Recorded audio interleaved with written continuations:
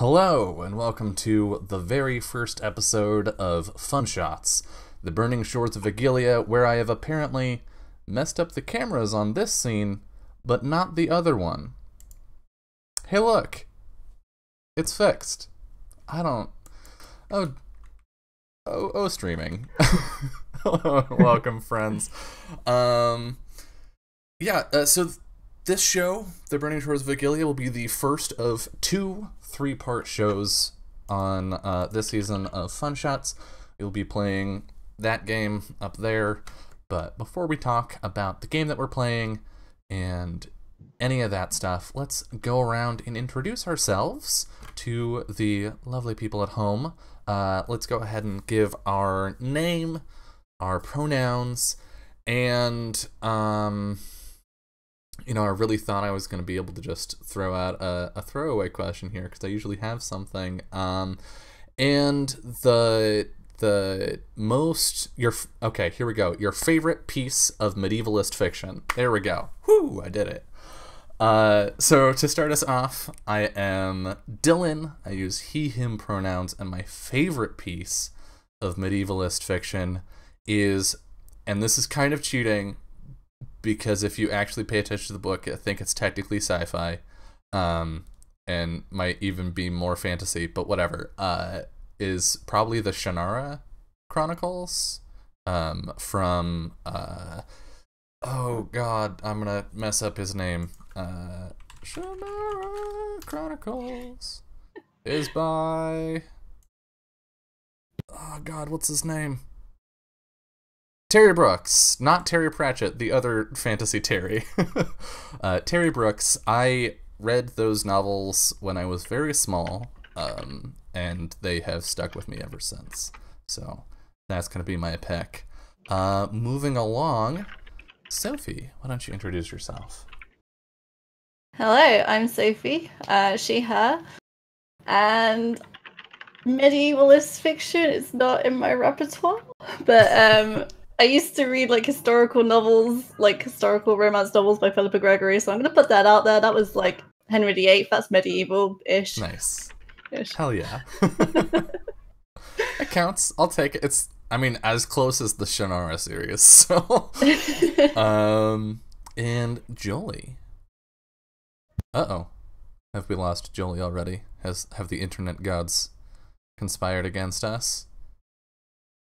It appears to be the case. Hey!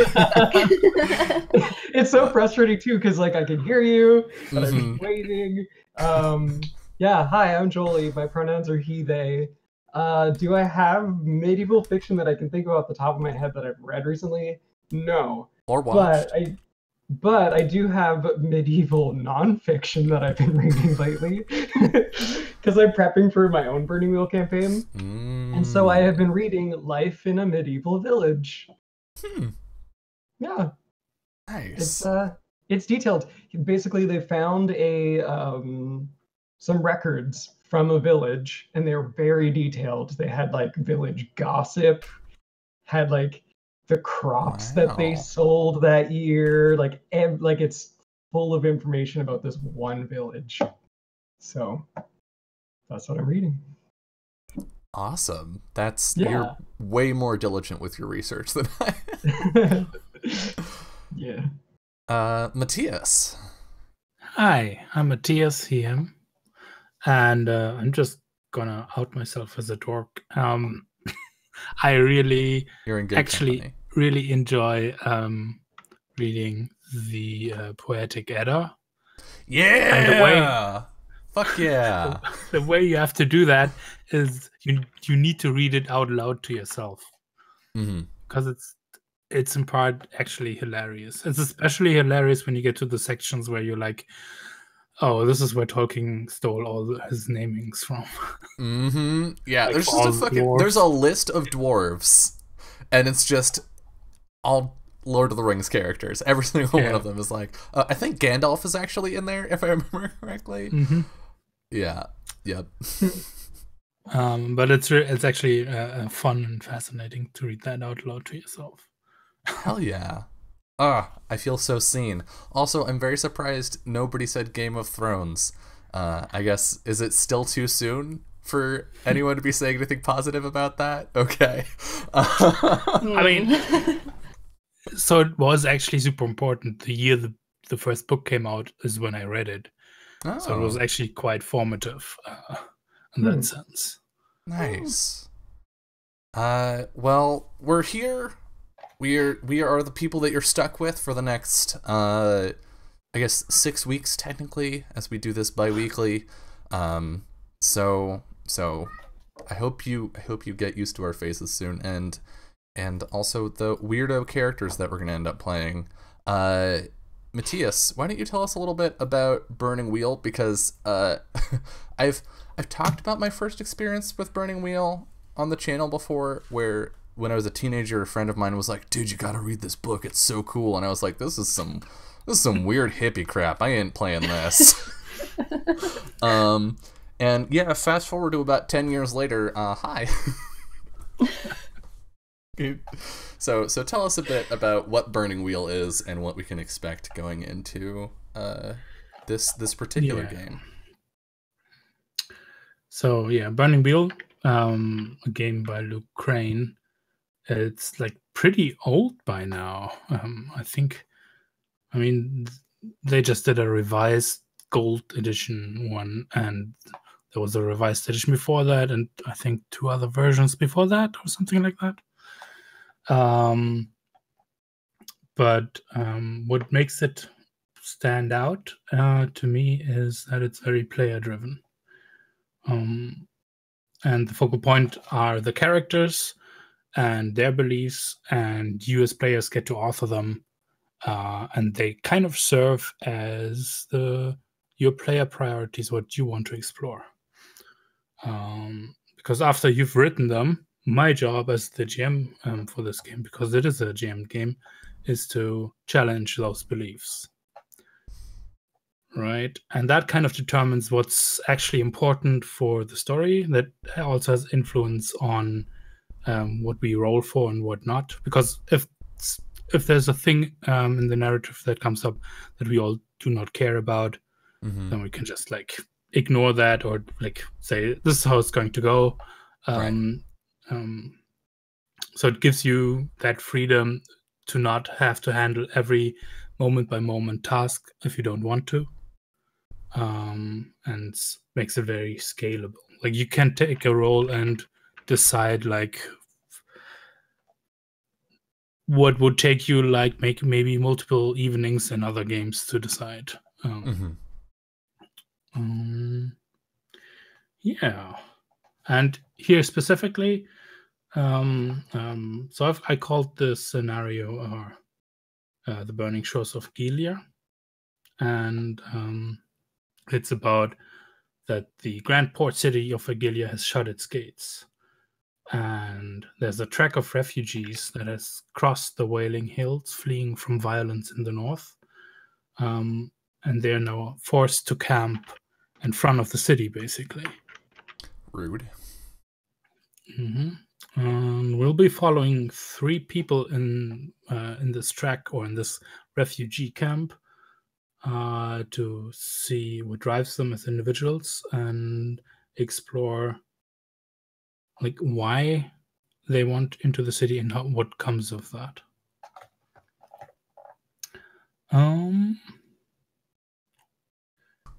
Yeah, that's the very basic gist of what we're going to do here. So we've done like some character, or I shouldn't say we've done character creation. People other than me have done character creation. Matthias did character creation for me because he's very kind. But we still have some work to be done there, right? Yeah, and that's what we'll be going over today. Like that will be the first part. Getting into that, like actually determine you getting to write your beliefs, what Sweet. actually matters to your characters, and more importantly to you as players. And yeah, so the reason is Burning Wheel does have a very involved character creation process where you like pick life paths and they affect your character, and you end up with a character that's like kind of raw and unformed, like still has a lot of rough edges, and they're supposed to be filed down through play afterwards. So there's still, it's very much about exploring your character and kind of character creation never ending in that way. But it's hard to make those choices if you've never played before. Yeah, absolutely. And it can get like, it's intricate and detailed, and that can be fun if you know why you're doing it. But if you don't know, then it's kind of daunting. Or daunting. Yeah, it's I actually have so you all came up with concepts though. Yes. Yes. Maybe that's a good place where we could start. Okay. Sure. Everyone has like a 1-sentence concept about the character. Yeah. I can start. My character is named Henrun. He is a deposed noble with a dark motive. I think I don't want to get too specific on what that motive is yet. The players know and the GM knows, but I want to leave that sort of behind the veil of darkness for a little bit. Okay. And Johnny? Sure. Yeah, I am playing a nun, basically.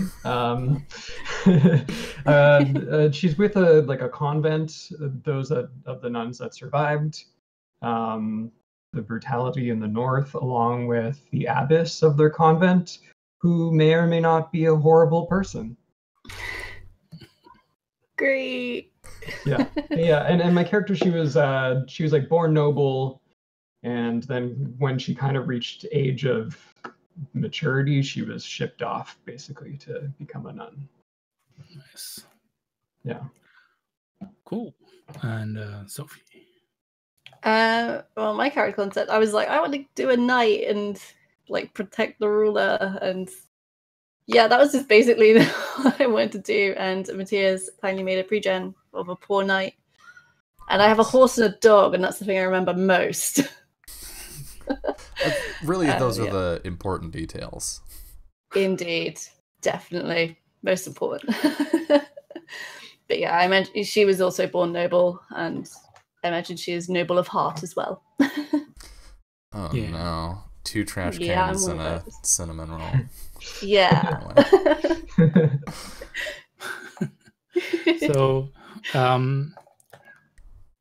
if you look at your character sheet, and if you look at the top, there are 4 tabs. One's called information. Yes. If you go to that, so we'll be filling out beliefs and instincts today. And below that is something called traits. So very quick explanation is, and these then all make up your bits. Beliefs, instincts, and traits. Yeah. And beliefs are your ambition, your immediate goals, your worldviews. Instincts are, they're basically automatisms that you have, like always sleep with a knife under my cushion, that kind of thing. Beliefs will be the things that drive your character forward. They will be challenged, and they will thus create the narrative. Instincts will be things that will allow you to basically make the character function in a way you want them to function, because they actually supersede any other rules. So you can have like, right, I have a what's a good instinct? I always shake out my boots before I put them on in the morning, right? So if you have that instinct, theoretically, even though it would be a dick move either way, I would never like surprise you with, well, okay, you put on your boots and now you get stung by a scorpion. That can't happen to that character, right? And you get rewarded if they get you into trouble. So that's a reason for writing pithy instincts. And traits are actual things your character is already. Like that's not a thing they need to think about. It's something they are, and they incorporate. There are 3 types of character traits and 3 type of traits. One of them is character traits, die traits, and call-on traits. You already have a couple of those. And maybe we start with like everybody reads out the ones that they have in terms of traits. The difference between character and die trait is die trait comes with a special exceptional rule, basically. And a character trait is just it's a role-playing prompt. It's something, right? If this stands out about your character, that might be a character trait. Yeah. Yeah, one way I heard traits described was that like there might be several tall people in the room, but if you have tall as one of your traits, like the fact that you are tall is something important. Right. Yeah, and will somehow play into the narrative. Yeah. Sweet. Do we want to just go in the same order we did for names and stuff? All right. So it's Henren first, right? Yeah. So Henren, the character traits that he has are Your Lordship, Desperate, and Murderous. And the die traits that he has are Mark of Privilege and Cold-Hearted.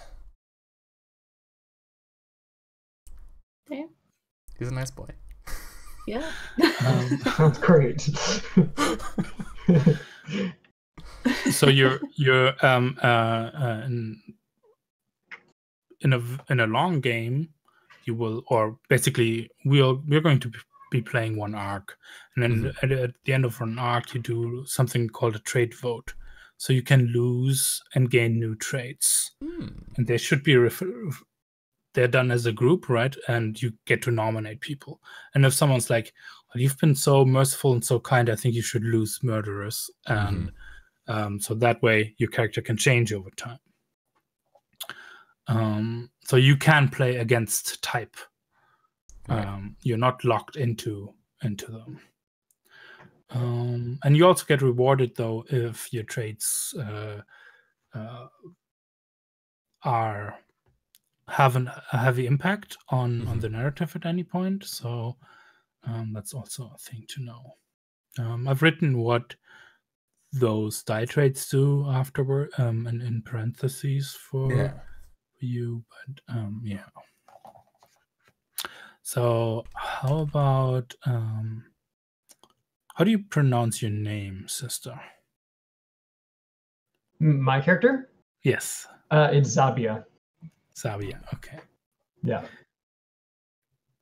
Okay, so you want to know my traits? So her character traits are tonsured, restless, and curious. The way that I think I'm going to interpret tonsured for this is that I think for nuns, they have all of their hair shaved off. So she just she has no hair. Yeah, so tonsured, restless, and curious. And then for die traits... Oh. The internet strikes again. Oh no. We'll be back in 3, 2, 1. Oh, no. Hey. Hi. So die traits. I have faithful, which gives me access to prayers and miracles, and then mark of privilege as well, which I look like I'm noble. Nice. Those are my traits. Okay. Well, we'll talk about your faith a little bit afterwards. Sure. Because I'll be. I want to hear what's up. Like what are you nuns about, and what is your Sure. what is your religion about? Mm-hmm. But let's hear about Dahlia. I don't have any character traits, so that's something I will need to add. I mean, I have an idea of what she'd be like in my head already. But my die traits are got a mark of privilege, sworn homage. Is it homage or homage? I don't even know anymore. And glory hound. Nice. Which I think is just. Do I just like yell for glory or? For the glory of Grayskull. Yeah. So, what Glory Hound does is there's a mechanic in the game where when you're surprised or you see something very gruesome, there's something called steel. So we test the steel of your nerves to see if you can act by free will or you have an instinctual response. And when that happens, you get to choose from several options of how you react to being surprised, for example. And you get an additional option, and that's basically for glory, advancing on whatever surprised you and attacking. Okay, can I yell for glory every time I do that though? You should actually, yes. Yay! What's gonna stop you? Okay, that's what I'm gonna do. That's gonna be like an instinctual thing. I mean, looking at Mouse Guard, I don't think Loot Crane would ever dissuade someone from being required to shout something to engage a mechanic. Yay! Then that's what I'm gonna do. And the other one, the Sworn Homage one? So that's fealty to your lord. Yes. This is what I wanted to bring up. We were talking a little bit about that you all three might come from the general same cultural place. So this trait would say that you have sworn fealty to someone. Now, there's an obvious choice sitting here at the table. Hello, may I introduce you to Lord Trashcan?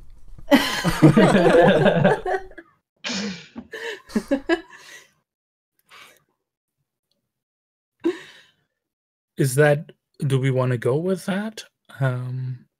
Otherwise, the question would be, what other lord, and why you're not with your lord? I mean, that all those things can be explained and answered.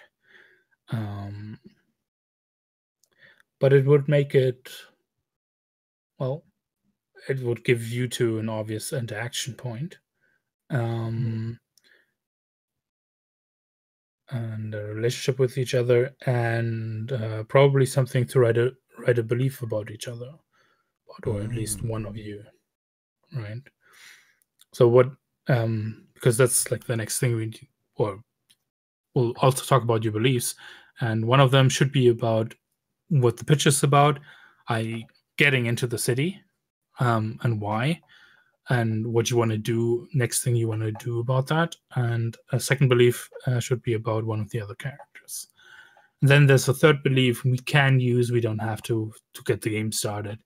That might come up when you think more about it. Or if you have something, we can use that for something else too.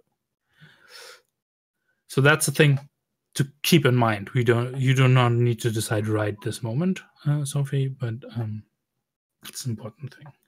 Okay. I will make notes. Now, but can we decide the thing that we're like you're all roughly from the same culture? Yeah. Yeah. That makes sense. Because Dylan, how do you feel about us being like Related? Here for it. Let's do it. Like, can we be siblings?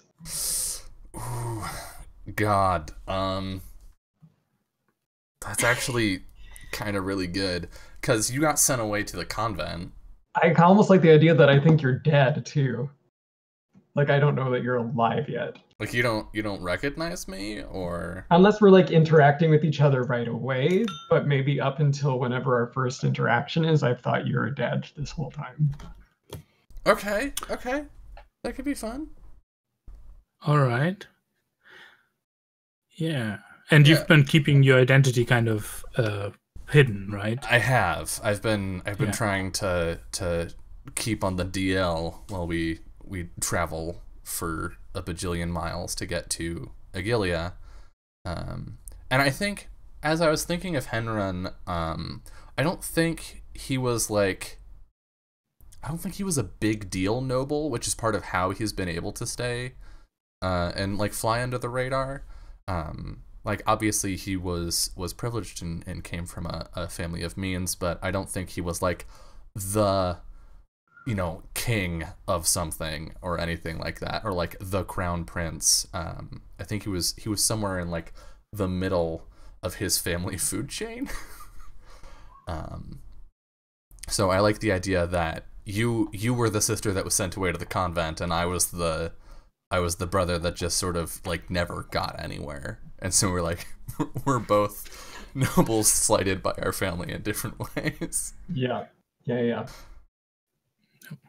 Are the rest of them dead? Oh yeah. Everyone is dead. As far as Henry knows. Yeah. So here's a fun thing we get to do then all together for all three of you is, if you're all from the same culture, you all share some cultural traits. So we actually get to make up character traits that you can take for free if you want to, right? Cool. Like if you're all from a place where everybody's pretty tall, that might be a cultural trait, tall. And if you don't want that to apply to your character, you don't have to take it. But that's how we get to define a little bit about what your culture is like. Because then we also get to define like what are the people like that live in Eghilia, like the Egilians. Who are they? Right. We end up defining both cultures by contrast. Yeah. Right. And potentially other ones, like if you have like an idea for, I think like, because you're not the only refugees, right? That's probably a mixed, a very mixed thing here. We can also define someone else. But as a central thing, first, like, what is your culture like? What kind of people are you? Should we all like pick one trait or something? Yeah, for example, well, we can also talk about a little bit about it. We already know that it's a culture where, well, if the nobles send their children off to a convent, right? Then that's definitely a thing. Right. And if we want to emphasize that, that could be a cultural trait. What's a good word for it? Well, I mean, I think we've already sort of established that our culture is spiritual and religious, specifically, and that we have noble structure, and the concept of fealty is a thing and is binding. So we've got like a rigid social structure there. So if we wanted to encompass both of those, we could do like traditional, maybe. Yeah, or like by the book or something like that. By the book. Britain. Yeah, but you do. What book is the interesting question? Yeah. Because that could be like the book of law, or the metaphorical book, or the literal religious book. Yeah. I like that. Yeah, it can be by the book as one of our traits. I like that a lot. How do you feel, Sophie? Yeah, I like that. I was just thinking, like, it kind of reminds me of, like, what is it, the Magna Carta in England, like, all the way back in medieval times. Maybe they're, like, some really old rules that maybe don't make sense to anyone else. Right. Yeah. Yeah, I like that. Like, they're so old and traditional, they haven't been changed for years. We can still come up what they are, yeah. And that would be a character trait if we want to take it, right? So you can click on add and buy the book.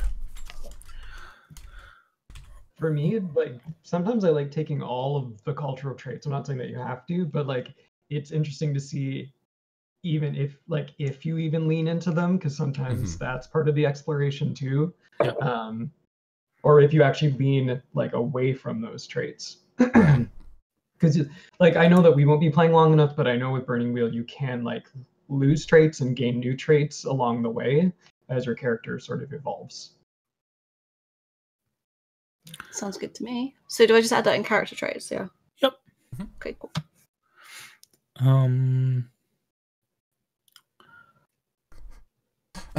I like how so the viewers can't see this, but in our journal right now we have Dahlia, Henrin, and Sister Zabia of the Reverend Heart. Yeah. So good. Yeah.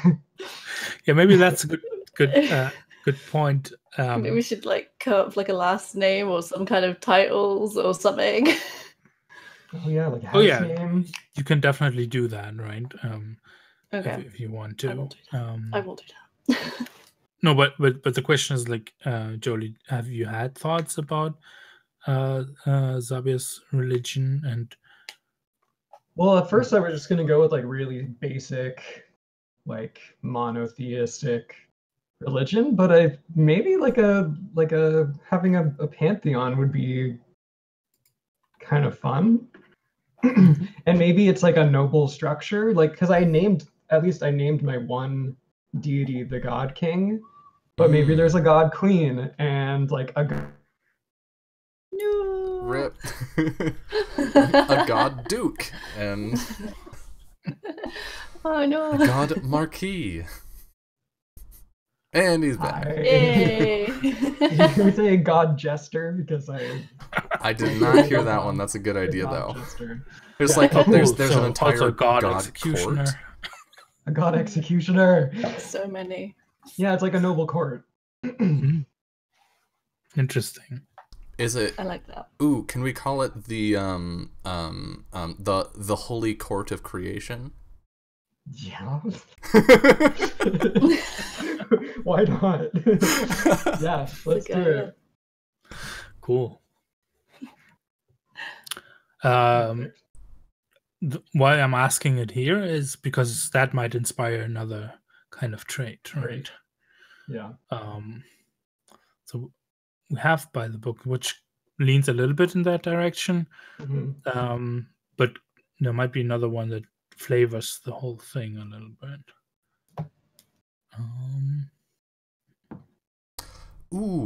Now I'm trying to think of traits that are also euphemistic, like by the book was. I'm trying to think of something along the lines of blood, right? Like the importance of blood in that sense of like it's important what your family is, but also like it's important that slights be paid back. Right. Yeah. So sorry, I'm being really silly probably, but so the character traits are just stuff that we make up. It's not from the book at all. Character traits are basically just made up. Okay, cool. I can do that then. Yeah. Yeah. I was thinking, oh god, do I need to pick them from the book? And I fine. have no access to the book. I'm just spitballing here. Cool. Okay. Cultural traits, you just sort of make them up. Okay. But you can make up other traits too. What kind of? What I'm thinking now is that what's happening in my head is by the book and by the. Like, I want to continue that sentence and make another trait out of it. Okay. By the book and I don't know, by the sword. I don't. Maybe I just do go like the for- blood. I like the double meaning of blood. By the book and by the blood. Yeah. Got some good consonants there. Yeah. Can it be by the blood? And we kinda know what that could means. also be a thing that people say, right? And like that's like the thing that we like our kingdom's like slogan. Motto. By the book, It's by the blood. Yeah, by the It's blood. way better like- than Winter's Coming. like every yeah. like every problem must be solved by the book or by the blood. Yeah. Yes. Yeah. I like that. Yeah. Sweet. I don't feel like I'm a good person because I'm taking both.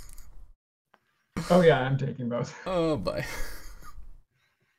The second one is by the blood. Mhm. Yeah. Okay. And that's a cultural trait? Or is that just a motto? Or... Yeah. I think, well, because by the book describes, like, there's our contemporary real world definition of that, right? Which is like doing everything the right way, following processes. But there's sort of this in setting second meaning of doing things in a way that is wholly or in accord with the religious beliefs of our people. And I feel like by the blood fits a similar bill, where there's like, you're born into a station, right? Like your birth, the history of your family, those things matter culturally, but also you know, if something can't be solved by the law, it is the only other acceptable recourse is violence. Okay, that makes sense. Yeah. Should we do like a physical cultural trait? I was just thinking that, like, what kind of land are we from? Like, maybe that would help decide what trait. Well, we're from north of Eghilia, but So like is that... that could we don't know where Yeah. Eghilia is, so that could be fucking anywhere. Yeah. Yeah. Do either of you have any particular leanings?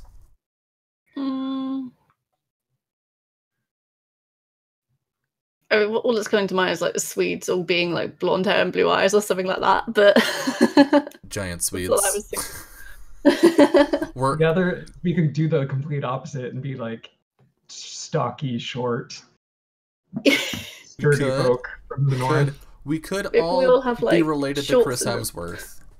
I'm just is Chris Hemsworth an acceptable trait?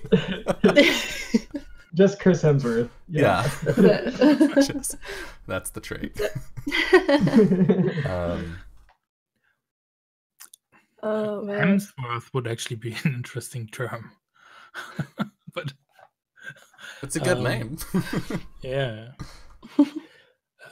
It could also be like what like, it probably isn't anymore because of the conflicts, but what used to be like a cultural export of produce, right? Like if you're from if it's like winemaker country, then it could be Right. something like that, right? Or So we're all good at tasting wine. well, I think there is like a Not wine necessarily. tasting trait in this book. there it is, yes. There is a trait that has to do with being a good like tasting. Okay. Of course there Of is. course. Of Yeah. course. Because Luke Crane. Oh There's also man. Man. fear of cheese. So Mm-hmm. yeah. This is Yeah. this is a big mouse guard mode. Yeah. I remember there was a point playing mouse guard where I had picked a skill that was like herbology or something. It was something related to plants, but it was never. It was about some specific aspect of knowing shit about plants, and so it never ended up being useful in the times. I was like, "Can I do this thing that's plant related?" And it's like, "That's not. That's the other plant skill." Oh. I feel like that's a Man. Luke Crane trademark, is hyper specificity. In some areas, and then extremely vague hand wavy super adaptable stuff in other areas. Definitely. You talking about plants just made me think of something. Maybe we all come from like a country that is quite woody or something. We all know like poisonous plants or useful plants or something. I don't know, like plant knowledge. I like that. Like it's just a thing that everyone just seems to know where we're from. Like, hey, this mushroom is poisonous because it grows over here. Maybe that could be like green thumb, right? Like we all know how to deal with plants, but maybe that also translates to like oftentimes So we have sort of dirty hands because we're working in the dirt so much. You were famed for having great gardens. Mm-hmm. Yeah, Mm-hmm. that sounds good. I like Yeah, I like the idea of having like just dirty hands all the time. that. Even as like born nobles, we still have dirty hands. Yeah. Nice. That's cool. So, Ooh, we Yeah, can so also which one we can also was- make it from the soil to continue like our theme of like having a, Oh, by Yeah, the let's book, do by the it. blood, from the Yes. soil. yeah. okay. I like that. Yeah. By the book, by the blood, from the soil.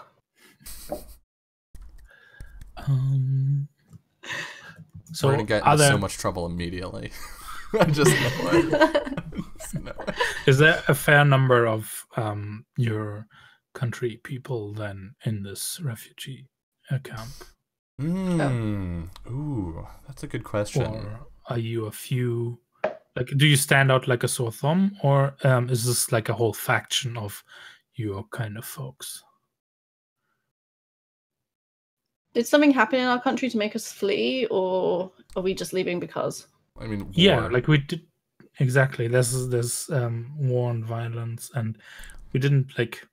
I didn't specify what that is, and you could Okay. actually write beliefs about that if you wanted to, right? If you're like, yeah, it's because the undead are coming. Then okay, then Right. apparently you're of the like it.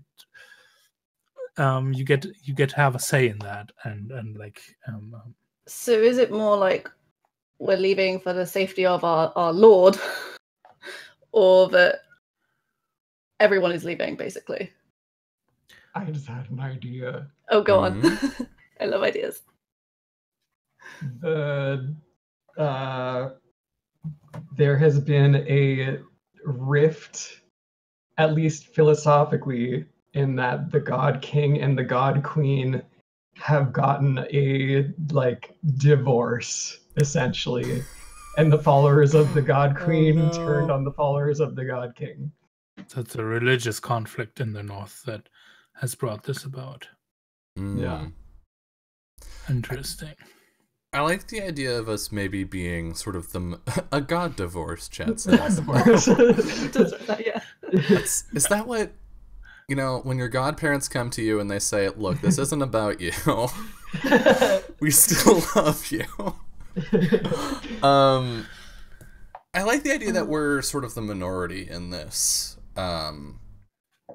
this refugee group. Like our area of whatever country we come from got hit and we're fleeing that, but sort of the broader train that we've hit, the like regional exodus, is largely worse off countries that are trying to flee, and we're just sort of like inserting ourselves into that. Yeah, and we do not need to like define now like 15 other cultures that are also represented here, but we can keep that in the back of our minds and maybe introduce those and think about them if we want to. Because yes, like one question would be, okay, then maybe what is one predominant culture that's like that kind of has this maybe say or a lot of sway at least among this refugee camp, right? Right. Because what I'm imagining, and the other ones are, let's give the Egilians a couple of cultural traits as well. Mm-hmm. And what I'm imagining is they have closed their gates. There's probably like it's more of a hamlet that's like half an hour walk from the actual city gates, where like there was like an inn, a post station, and maybe like a regiment of cavalry stationed there, which now has been reinforced. But to watch out that like the refugees aren't doing anything untowards Eghilia, not to police the refugees. Like what you do amongst yourselves is like, yeah, like they don't care. We don't give a shit. This is just stay away from our city. Yeah. And because like they wouldn't let you like put up tents right against the walls, basically, right? Because that'd be a security risk. Yeah. Yeah. So. Oh gosh. Here's how I see Eghilia, and you can say if you agree, and we can Mhm. change that. I think Eghilia is a rich city-state. Mm-hmm. So I was thinking something along the lines of traits could be mercantile and arrogant, maybe. Mm-hmm. Proud or arrogant. Like, we can go with arrogant because cultural traits are kind of like how, like, what are you I like representing? proud because it's a little more versatile. Because Mhm. it can imply arrogance, but it doesn't have Yes. to. I want to say like diplomatic, maybe. Like there's this.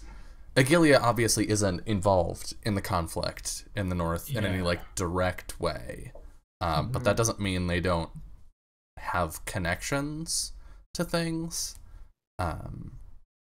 So I don't know if diplomatic is the right word, because diplomatic has the secondary meaning of being like accommodating, right? But They're not like war focused, they're more like politics, maybe? yeah, Like they try to talk things out before resorting to violence, kind of the opposite of our culture. right. Like because it's hard to make money if you're dead. Yeah, like maybe they're just like economical. Like they're measuring whether they're going to make money off of getting into war, and that's why they're not getting involved yet. Anyway. So opportunistic. Yeah. Yeah, that's good. So I'm hearing mercantile, proud, and opportunistic.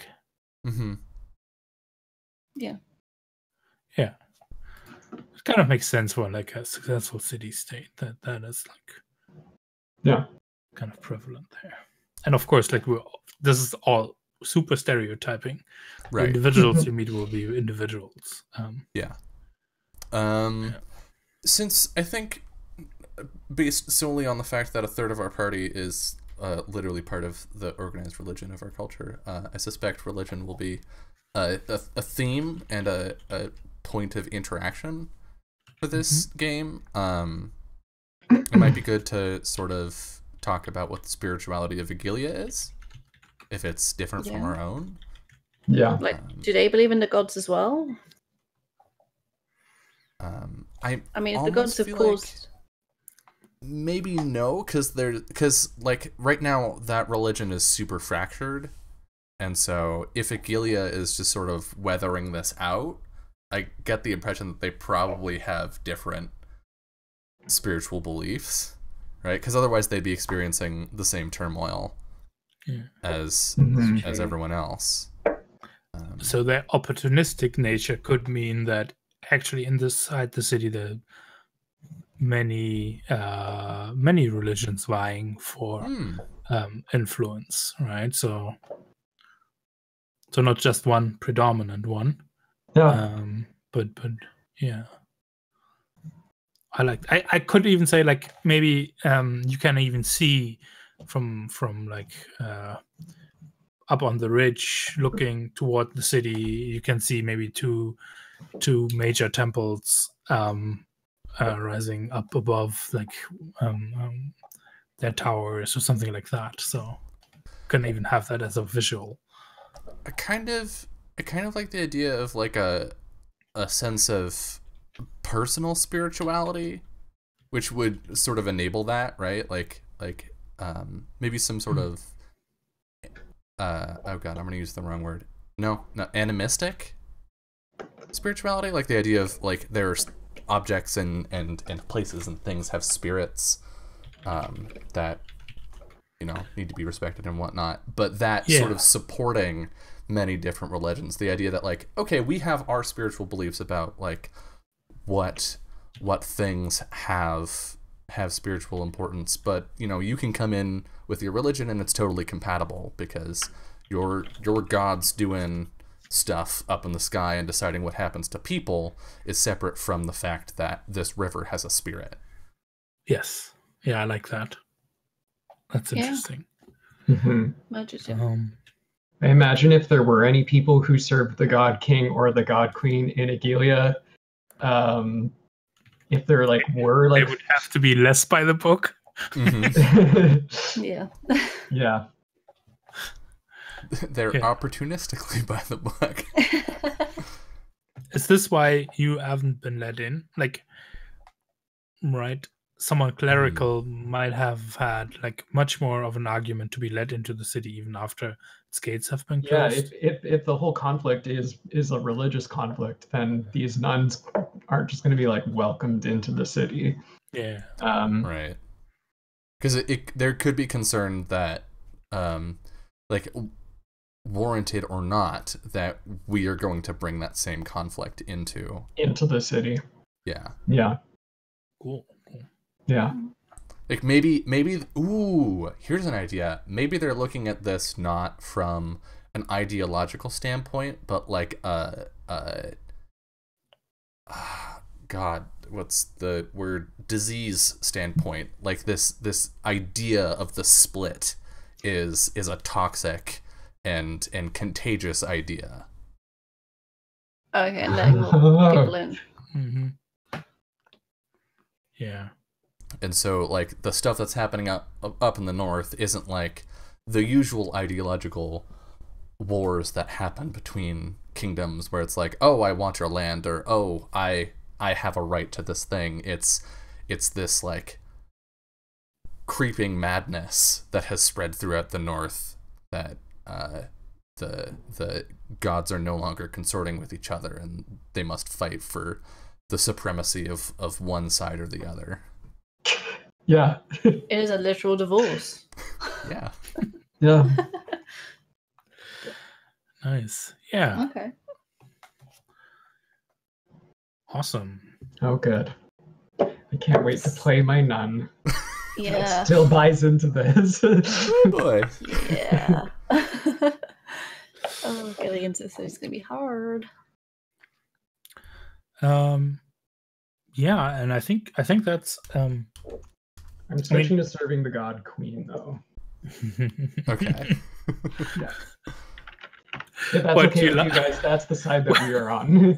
Oh, okay. Yeah. I don't know that Henron's on a side. Cares? Okay, yeah, So- that's fine too. is that who you love more? You weren't meant to pick sides, guys. Yeah, you're supposed to go over to the God Queens on weekends, and then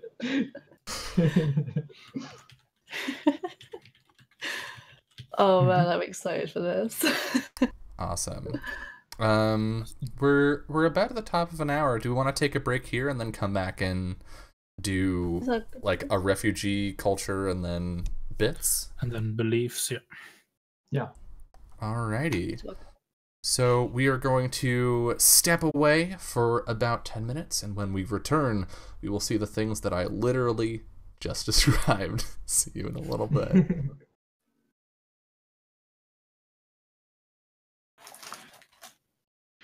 Hello, and welcome back to Fun Shots, The Burning Shores of Eghilia, where we are finishing out character creation.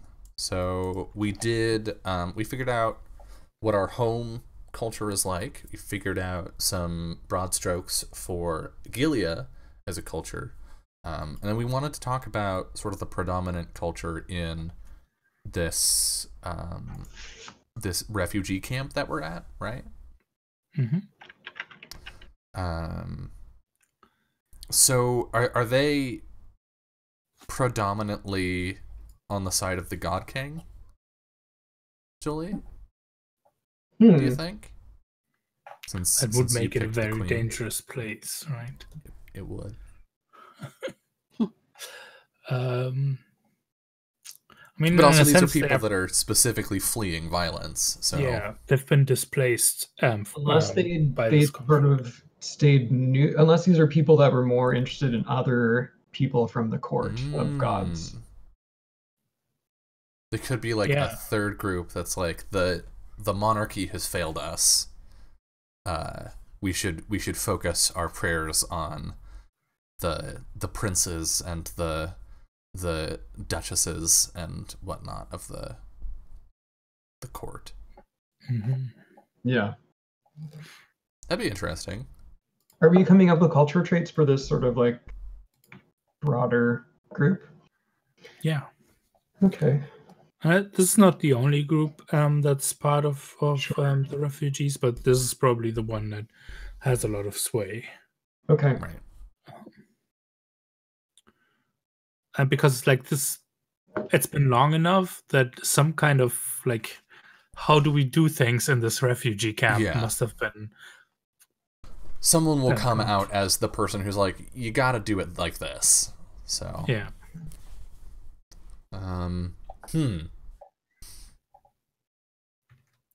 Because I bet the Egilians, they have been trading with the refugees, right? Oh yeah, right. Because otherwise we would all have starved already. Exactly. Like individual citizens of Eghilia, they like come and sell stuff.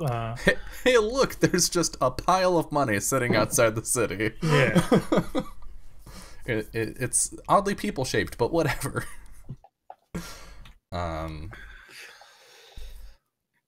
Yeah. What do we call these people? That's a good question. We don't have a name for our culture either. That's true. What if like this? I'm just gonna throw it out there and then see if it sticks. What if a lot of the peasants in the north didn't necessarily serve? They would indirectly like serve the king and queen god or whatever. But what if like their sort of patron deity was like the god shepherd, like a peasant god? Yeah. Okay. I like that. And so that's why they've sort of just been like, like this is out of the realm of our patron deity. So maybe a trait for them could be the flock, right? Because they follow the shepherd. Oh, okay. Right. So they don't really have their own thoughts, or they just follow blindly? I think it'd be sheepish. I mean, or are they physically sheepish? Maybe it's less that they are mindless or sheepish, and more like they've banded together, right? Like they are the largest group because they've like stuck together.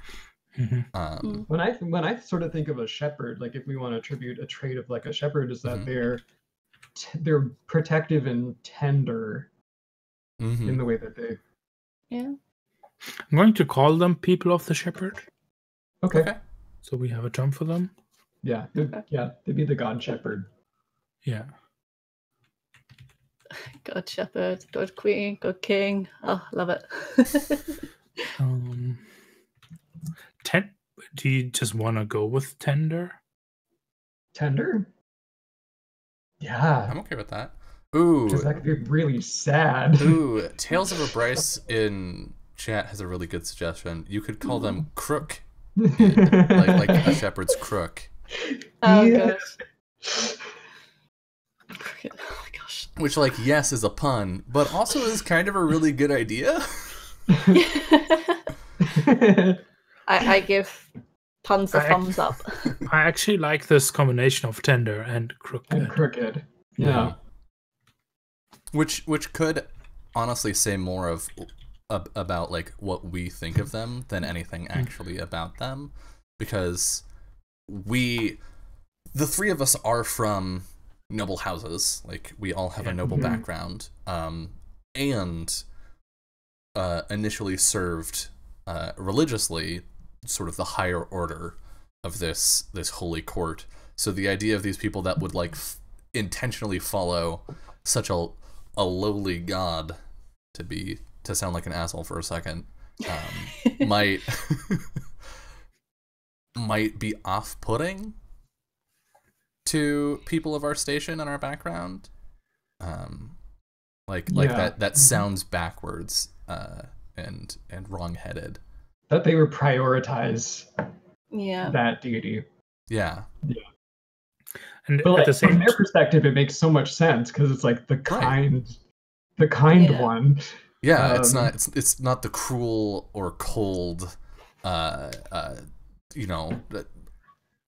merciless and solely justice focused court that pretty much everything else is. Yeah. it's a god that is close to their lived experience and it also makes a lot of sense for Eghilia to tolerate them, right? Mm-hmm.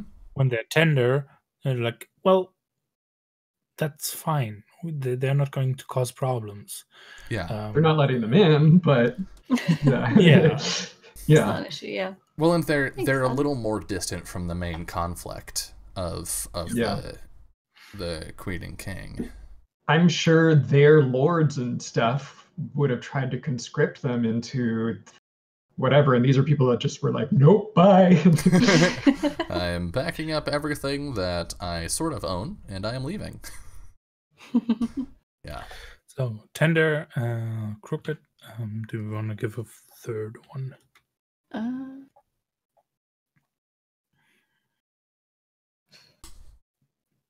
mean, I kind of like the idea that they've fled battle, like that. That's sort of like something along the lines of.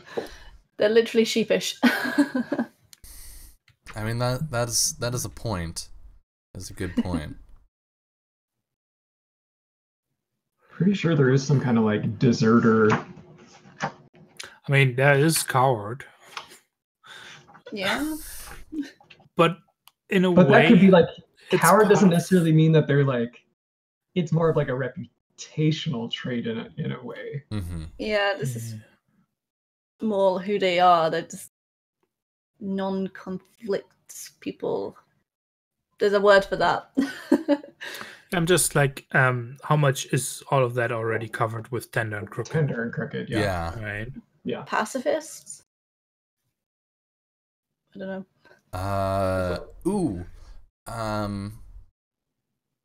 What about like strength in numbers or something? Because I think coward is covered sort of by the other ideas. And I think as a reputation that probably precedes them and makes them sort of a target for exploitation by the city and the merchants they're in. But like them being close knit lets them stand up for themselves. I like close knit because that also kind of like leans into the like they would knit their own clothes and everything too. Yeah. And it also kind of implies that yes, you do stick out between them. Yeah. Because they are close knit, and someone else is always going to be like, okay, there's one person standing alone apart from everyone. Right. Like we're there, we've been with them. They probably know like our names, but we're obviously not the same. Did he actually have a flock of sheep? Is my question. Did he actually like keep sheep? That could be part of how they made the long journey, was by driving livestock. I'm getting so many ideas now. Please share. Yeah. You have good ideas, Julie. My character might be like being converted. Oh no. What? Great. That's not going to come back to bite us. Yep. Yeah, I'll see how this goes. I got to think about it more, but it might be interesting that like she's starting to lean away from either the God Queen or the God King. I mean, it's perfect, Jolie, because that's what we need to get to now to actually talk about your beliefs. Yeah. And this can be so the danger here is it's pretty free form because you actually just get to write them.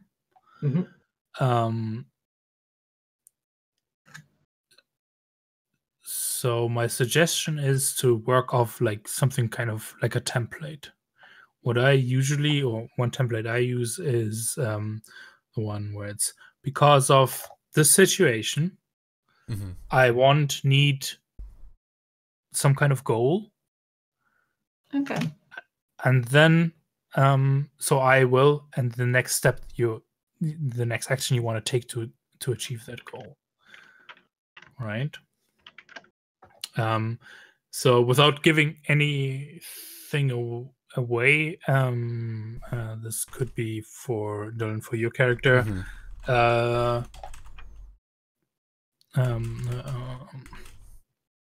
right. The middle part is like I've to got find vengeance or something like I've that. got an right? idea. Because we want it to be targeted toward like getting into the city, right? Yeah, one belief should be about that you want or need to get into the city for whatever reason. I'm thinking I was betrayed, and my justice lies within Eghilia's walls. Like that's the situation then, right? Mm-hmm. That's the first part, kind of. Okay.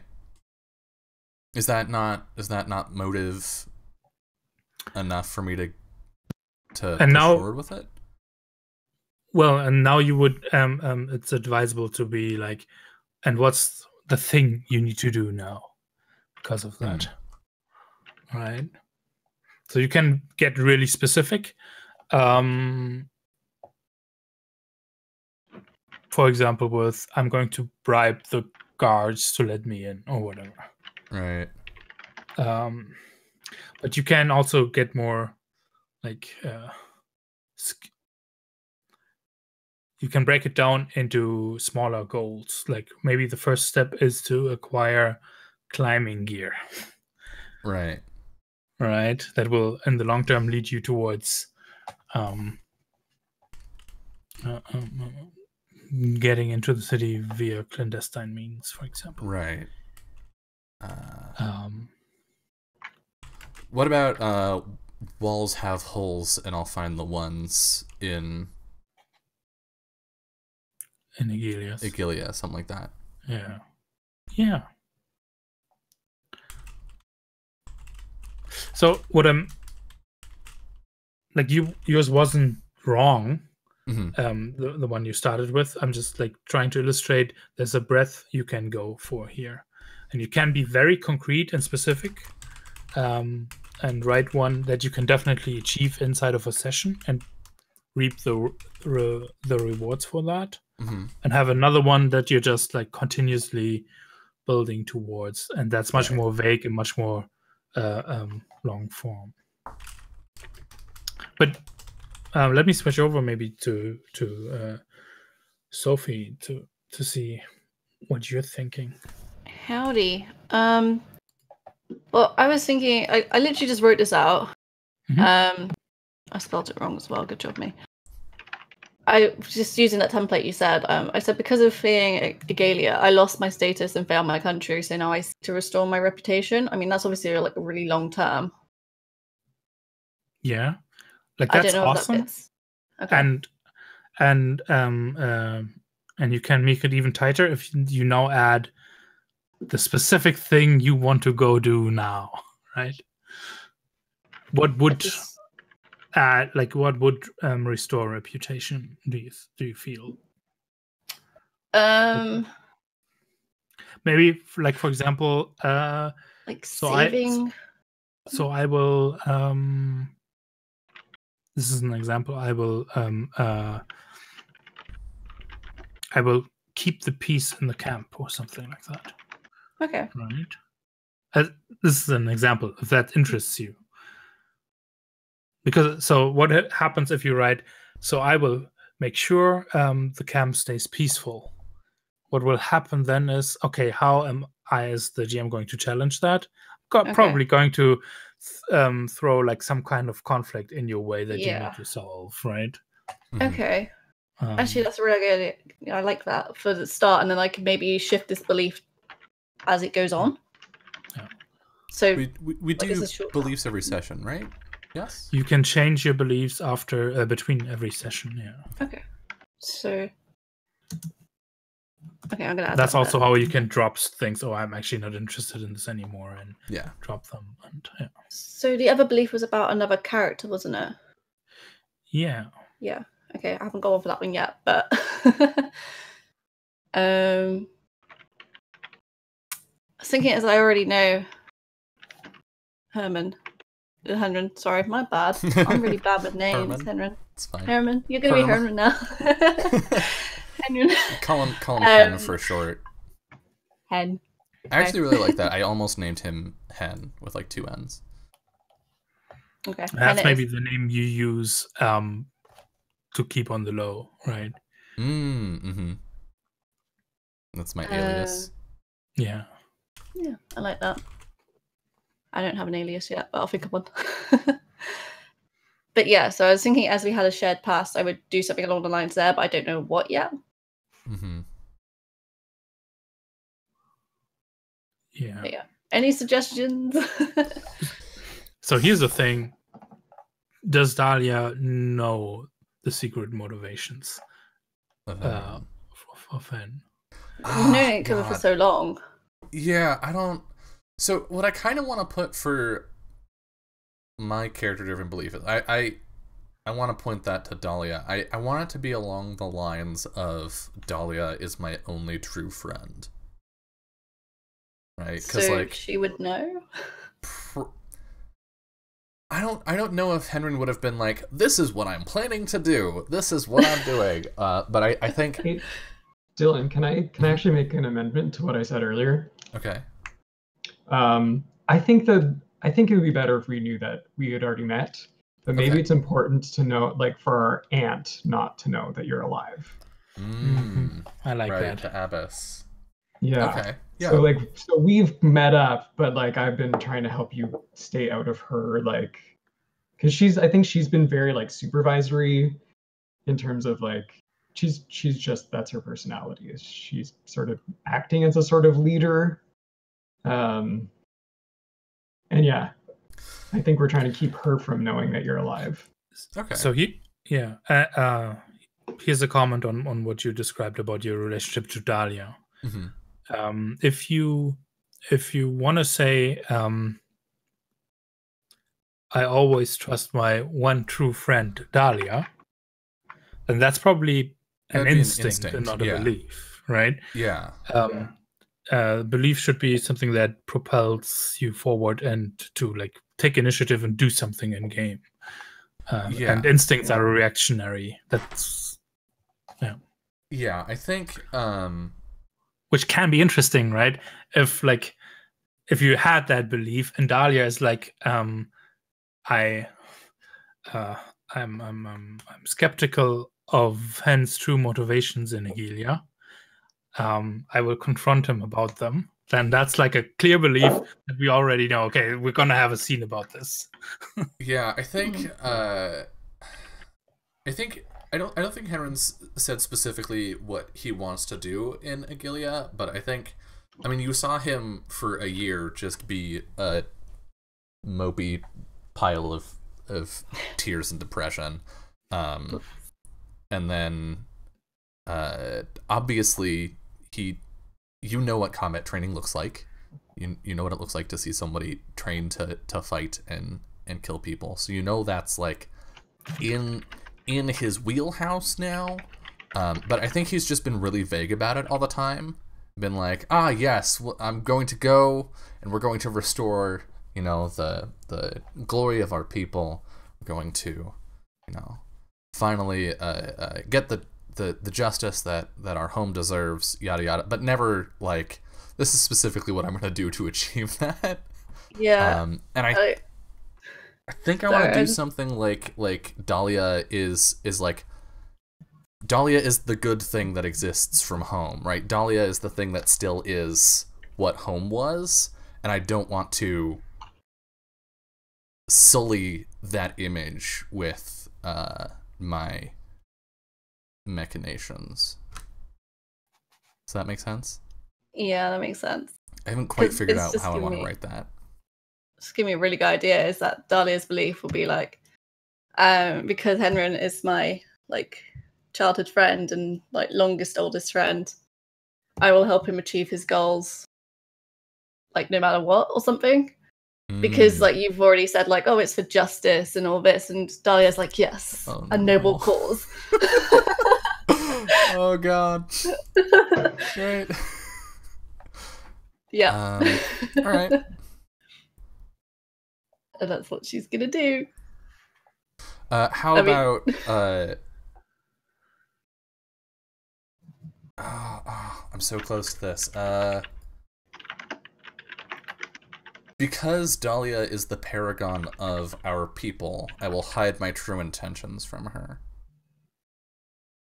Does that sound more belief or instinct?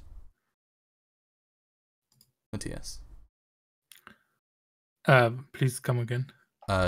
Because Dahlia is the paragon of our people, I will hide my true intentions from her. Yeah, that sounds like a belief. Sweet.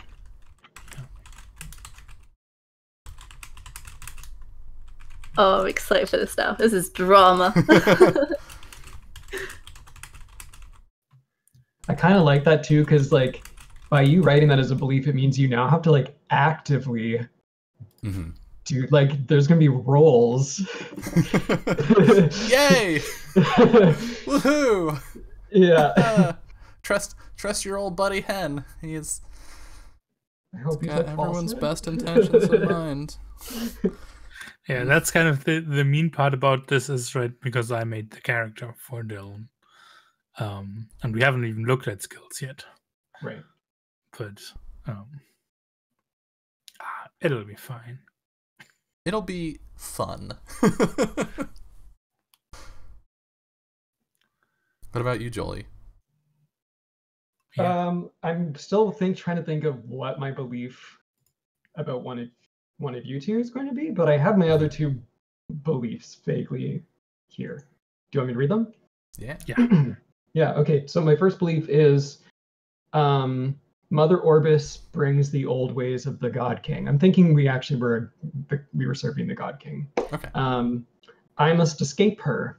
I will persuade the guard at the gate of my innocence in the bloodshed to the north. That's Sounds my first good. belief. The second belief is... Sorry, were you going to say something, Matthias? Yeah.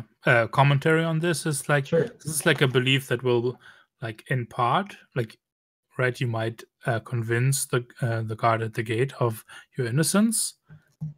That doesn't mean you have already escaped Mother Orbis. No. This is just like step one.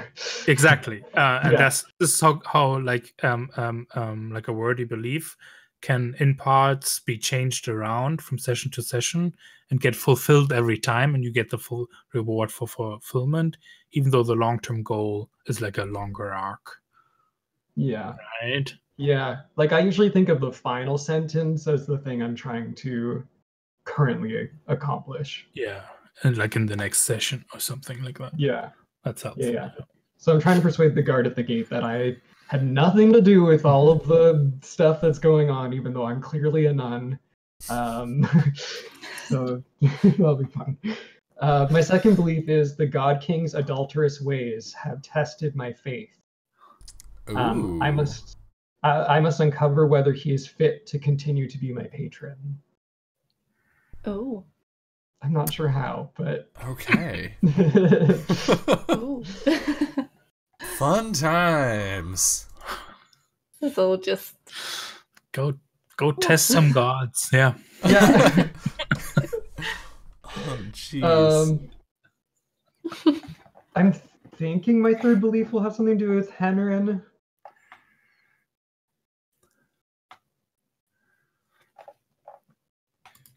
And it's fine if we only come up with 2 beliefs today, because I know it's a lot. 3 beliefs is already a lot, and I'm like, it's completely enough to start playing. 2 gives you some good context, I think. Yeah. Oh god. Do I know about your plans, Dylan? That's a really good question. oof. Because would that mean you have to hide it from me as well? I think I actually want to do my third belief, and I want it to be about Zabia. I think I don't know if I can trust you yet. Okay. Oh, here we go. I don't know if I can trust Zabia. I will test her loyalty.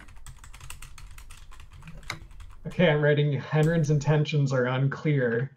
God. I will I will elicit the truth from him. Welcome to Burning Wheel, Best Friends Club. Yeah.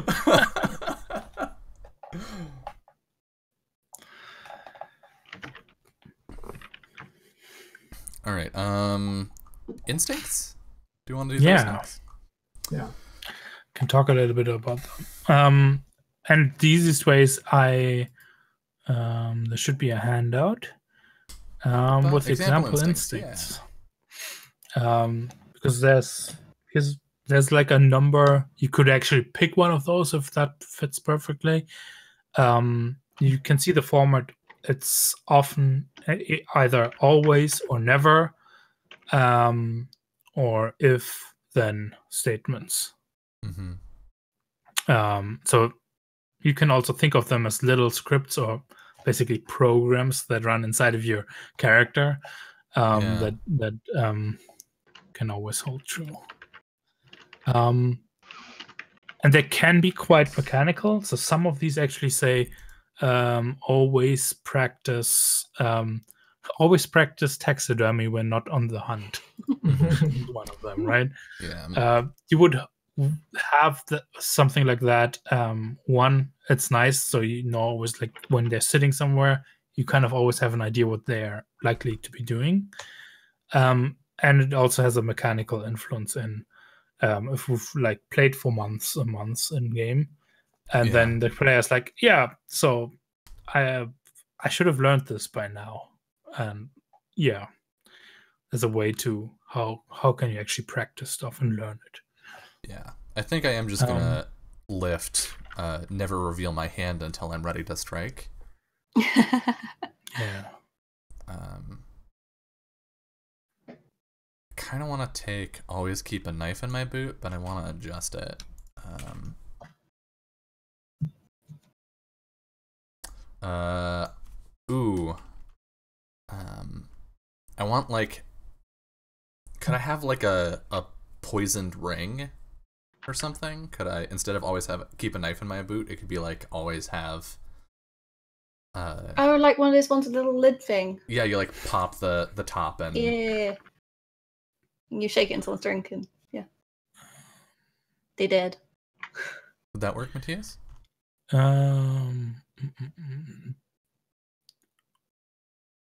Would that be like always? So the difficulty here is potentially yes.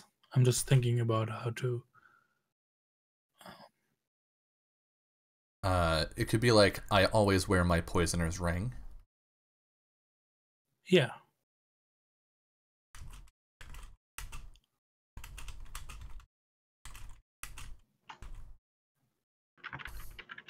I think Henren tries to, anyone that knows he's a noble but doesn't know him personally, he probably passes it off as like, oh, it's an old family heirloom. Of course, yes. Oh, that reminds me, is that your preferred method of assassinating? Poison? Yes. Killing? Yeah. Okay. Typically. I think I know how to fight and use small arms, but poison is just so much less messy. Then, and we come from this place where we were so close to plant life. Yep. I think Henren already knew how to brew poisons before he started his training. Yeah.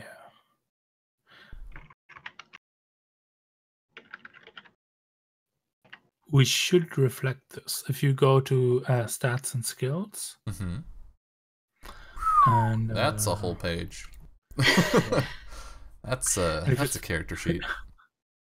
If you scroll down, there's one that's called appropriate weapons. Is what the full thing would read. You can just change that to poisons. Cool. Great. Love it. Oh, Henren. Oh, my son. I'm feeling sorry for Dahlia right now, to be honest. Yeah. Same.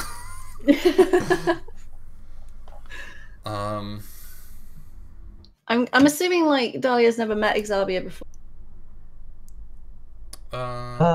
This is one assumption I've made, and I've not actually clarified.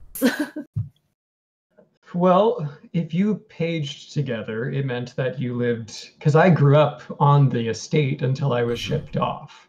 So I was So I Henry's would have known you when I was older younger. sister.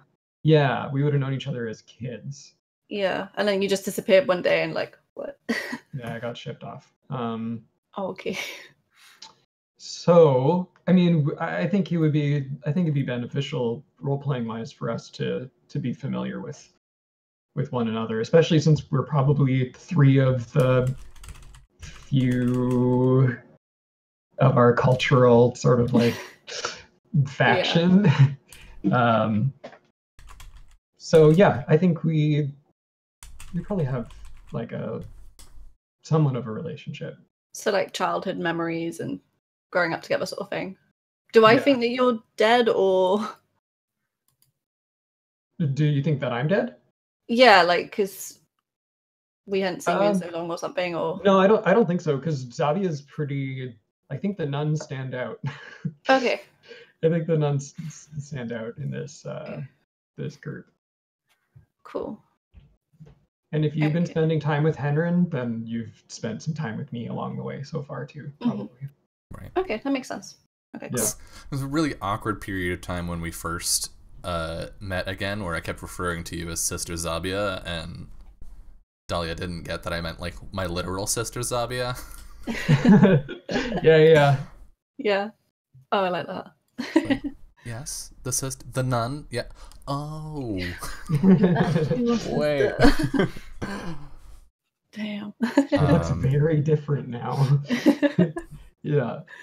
For my third instinct, I took never take a deal unless I'm winning.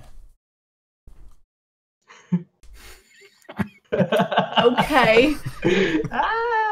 Oh Okay. my god. That's gonna get you in so much trouble. It is. Yeah. Yeah. I know.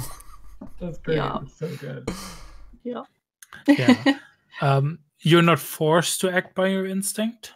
Mm-hmm. It's up to you to like actually name it. Like, hey, I've got this Mhm. instinct, so I should have an ace up my sleeve here, right? Mm-hmm.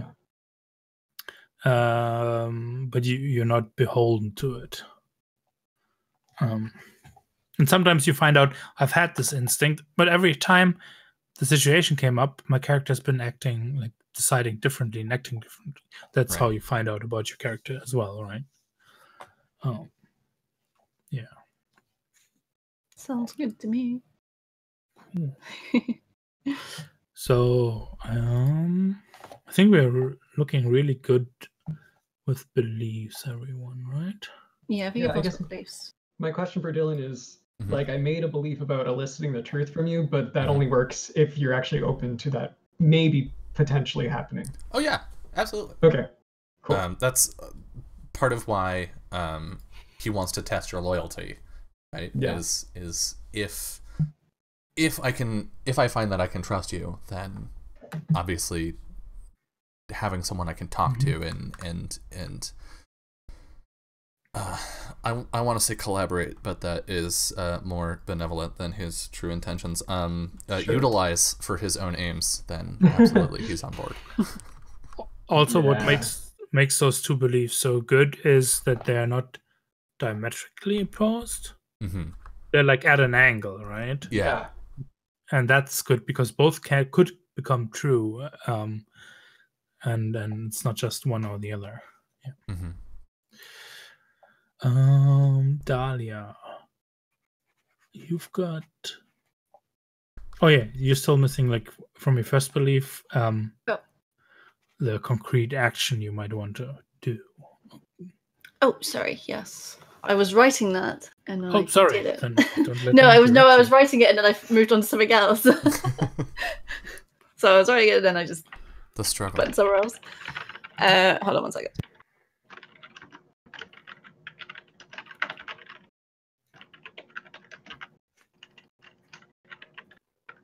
I slightly changed my third belief to be I have promised to keep Henrin's identity a secret, but why?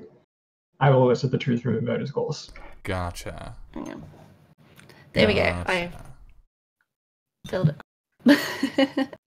You also need to probably, click away. Yeah, they should be good now.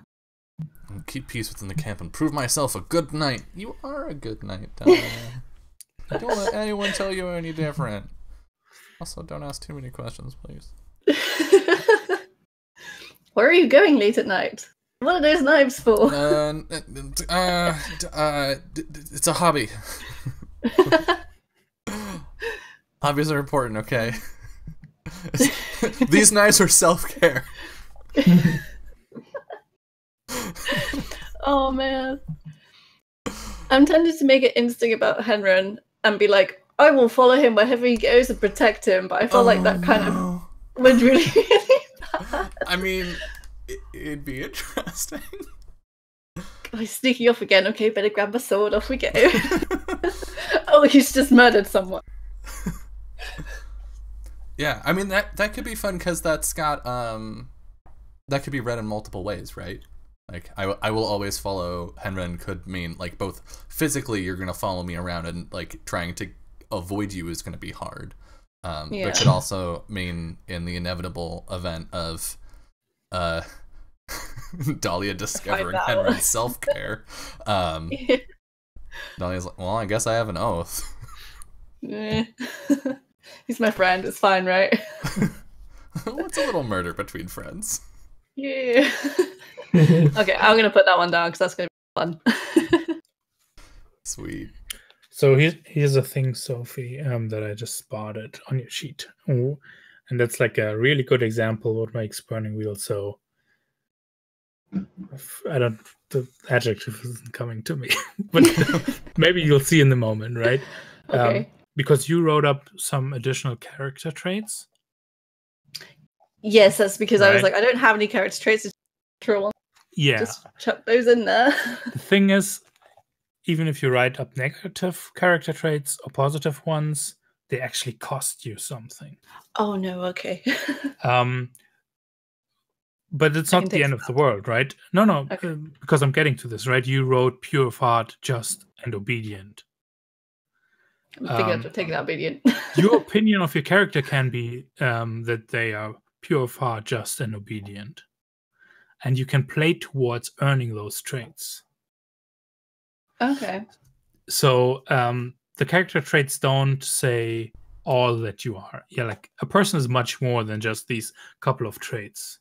Mm-hmm. They're just definitive things that this person is. Right. So it's not it's not like aspects and fate. But I earn exactly. Points. Yeah. You can still be like, my character is just, and I'm going to play them as a just person without the character trait. Okay. Yeah.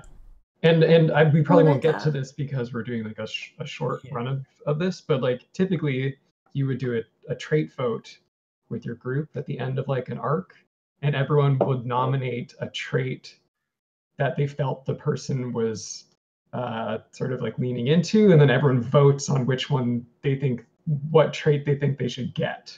Yeah. So you can sort of like work towards like embodying it so that hopefully we'll vote to say, yeah, that's definitely the type of person that you're playing.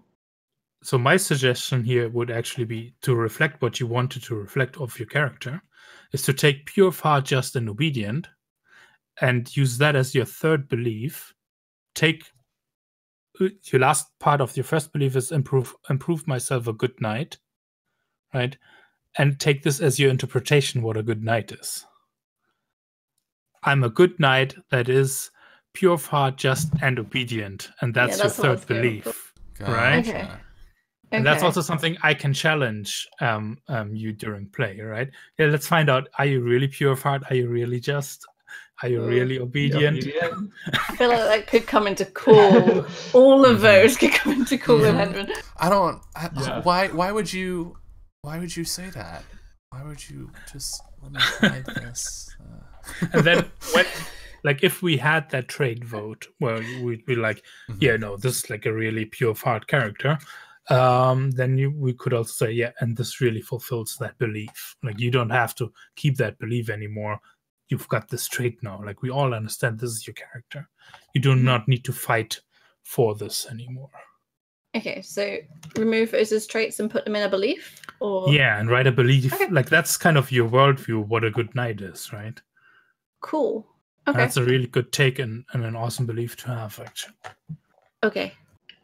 Matthias. Yep. Would it be okay if, like, on the game board we write down the cultural traits for each of the things that the groups that we came up with? Yes, maybe? I actually. Wait a second. I was writing them up. Here are the ones as a handout, at least. Oh, perfect. But I actually need to add yours. We do not have a name for your people yet, right? We don't. I guess they could be the people of the God King or God Queen. Hold on. I mean, up until about 4 years ago, we were just people of the God Court. Right. Well, but like everyone was, right? Like, yeah.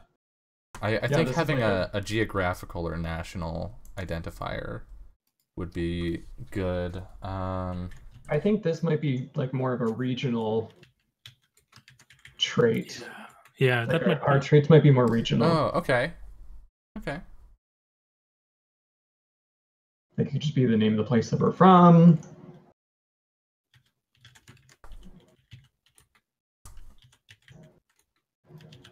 Yeah.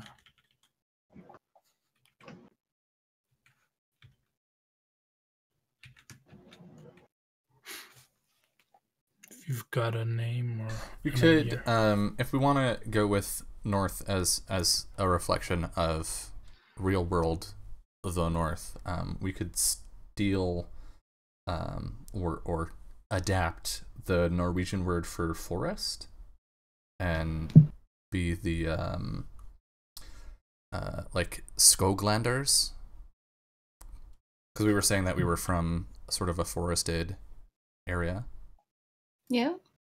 I mean, or we could just call it Pine Hills. Or we could just call it Pine Hills.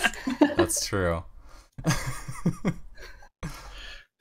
That was pre-show reference to the pre-show. Oh, sorry. Yeah. Before the stream went live, I was belaboring Californian place names. And yeah. I like Skoglanders more. Skoglanders. Sweet. Skoglanders. Is that SKOG? Yeah. And I'm probably butchering the actual pronunciation of the real Norwegian word, but it's fine because it's a fantasy world. Yeah. And a fictional place. And I don't think Will is watching, so he's not going to complain to me.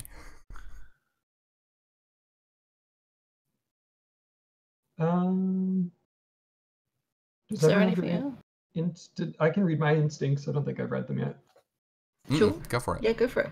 So the first one is always persuade the unbeliever of the infallibility of the God Court. Oh no. It's perfect. Oh god. You just happen to like. It's perfect. You don't notice even anymore that you're doing it. Mm-hmm. Yeah. I love that it's also in direct opposition to one of your beliefs. Yeah. Yeah. I think what it is that she believes that it will be perfect again. Like, just hold out, friends. It's gonna.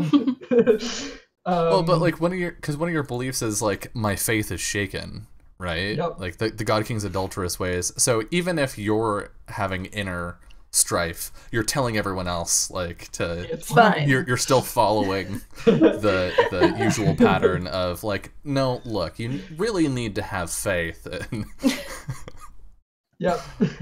oh boy. My second instinct is never let a man tell me what to do. Oh. And the third one is never defy Mother Orbis to her face. I like the addition of to her face. Yeah. Yeah. I think because we're coming up on the hour, right? I think after the break will be like everybody reads aloud their beliefs once more. Mhm. And I'll frame a scene for us, and we'll actually get to play a little bit. Yeah. Sweet. All right, then we're gonna step away for about 10 minutes, and when we come back, we will see how these characters actually play. See you soon. God.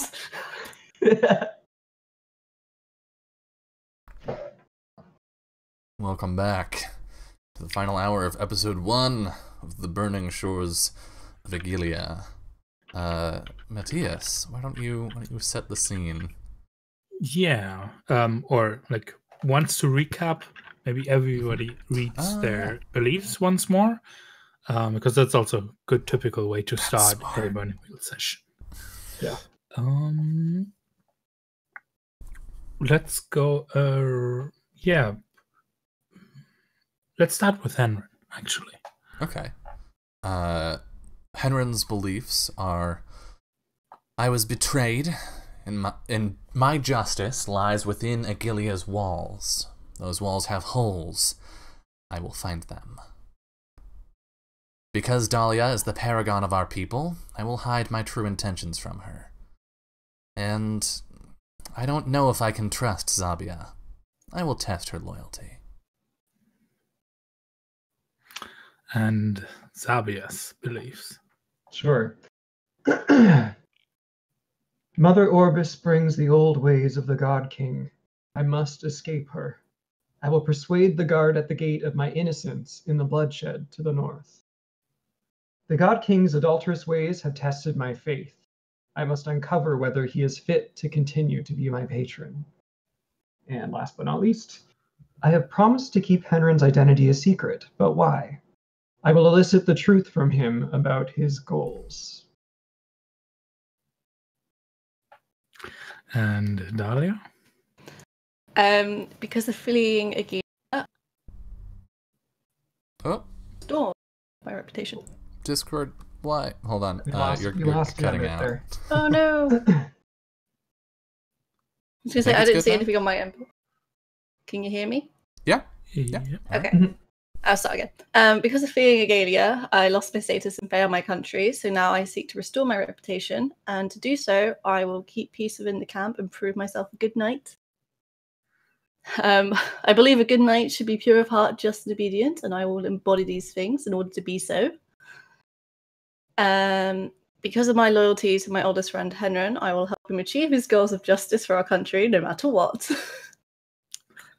I mean, it's what he wants. We'll see what if This that is gonna be- It's justice. It's fine.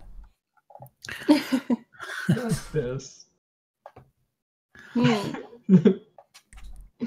So, I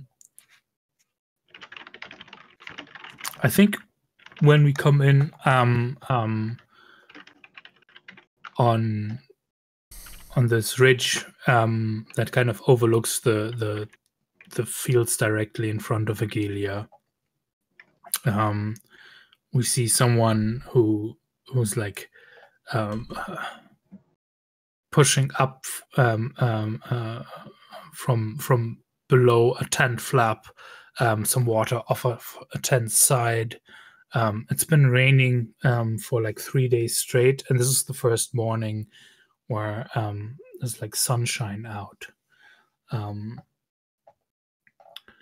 And the refugee camp is like starting to bustle. And I think it's probably safe to assume, correct me if I'm wrong, Dahlia, that you've taken it maybe upon yourself to like go do the rounds in the morning or at like regular times, right? If you want to look out for the piece. So I think we follow you along as you like come out of your tent and follow you as you like there's been like planks laid out that kind of cover so you can walk between like rows of tents, and the ground that's muddy underneath, so you don't like get stuck in there and get mud all over yourself. Do you have already like an image? Because I think you have a belief, an instinct about your armor, right? Like Yeah. you're probably a sight that people know already, in a way. I am a good knight. I always wear my armor. Yeah, and what kind of armor is it that you wear? Imagine it's like literal full like metal plate kind of thing. Yeah, it actually is, because it's also an info that is down there by your gear. You actually have plated mail. Like that's that's tight. Proper armor. Yeah. The actual like big plates everywhere sort of thing. Yeah. You can also see like you've got a couple of arms, which I assume you're openly like carrying. Is that true? Yeah, I imagine so. Definitely.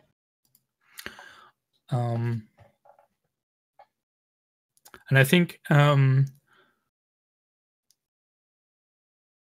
there's like this low rumbling noise, and as we see you look up on the road, there's actually like a band of cavalrymen that ride past, brandishing like the colors of Eghilia, so like kind of straight ignoring, riding past the camp or through the camp that is on both sides of the road, laid up.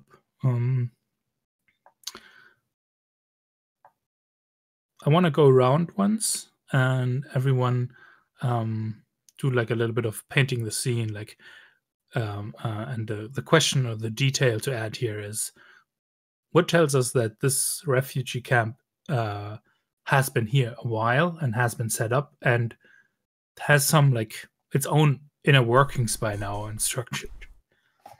And I can start with like an example.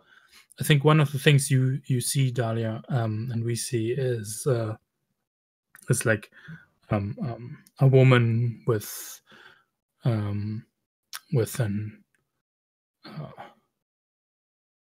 like 6-year-old boy or something next to her tent, and they've like taken out the spindle wheel, and they're actually making garn, right? So he's like keeping the wheel running, and is apparently learning this from his mother, as she like deftly does the intertwining of the sheep wool that leads to that garn. Someone else has a thing that like we see as like Dahlia walks past. Yeah, I think you would see because it's morning, right? Mm-hmm. Yeah, I think the nuns would have gotten up early. So you would see, I think there's a pot where they're cooking oats, and some of the nuns are taking bowls to various refugees to feed them. Yeah, that's something that Zabia would be doing too. She would be taking food to various refugees and praying with them. So as Dahlia is walking past, are you like greeting each other? What's that like? Yeah. Probably like give a nod sort of thing, like maybe I even give you a bowl of like porridge. Oh, okay, yeah. Dahlia would accept that, and maybe sit with you guys for a bit, and check in on everyone, see how everyone's doing, any disturbances or. Mm-hmm. If you see something, say something. Yeah. Mm-hmm. Yeah, I think, and yeah, Zabia would greet you and say like "blessed day" to you, despite how not blessed this day feels. And yes, I think she would sit with whatever refugees are around if you sat with us, and I think she would lead a prayer, and she would be very aware that most of these people would want to pray to the god shepherd. Like she serves the whole pantheon, so this wouldn't be like against Zabia's beliefs. I think she would say a prayer to the God Shepherd for them, for leading them out of harm, and to watch over them as the God Shepherd does. Yeah. And then she would throw in a gentle reminder that and great thanks to the God King for paying the God Shepherd's salary each year. I love that. And are you overlooking this, or where are you in the morning hours? And do you have a detail to add? Who, me? Henrin? Yeah, Henrin is not there. Henrin is toward the edge of camp. Because you said there's a hamlet nearby that we're sort of camped at or next to. I think Henrin is sort of at the edge of the refugee camp with a couple other people from the camp talking to merchants and like the person that runs the inn in this hamlet, like within view of this, but certainly not participating. Mm-hmm. And I think the people from this hamlet come to like they're sort of our liaison between us and the city. Like if we need resources or if we need to get word to someone like a merchant in the city to be like, hey, we have a demand for this thing, can somebody sell it to us?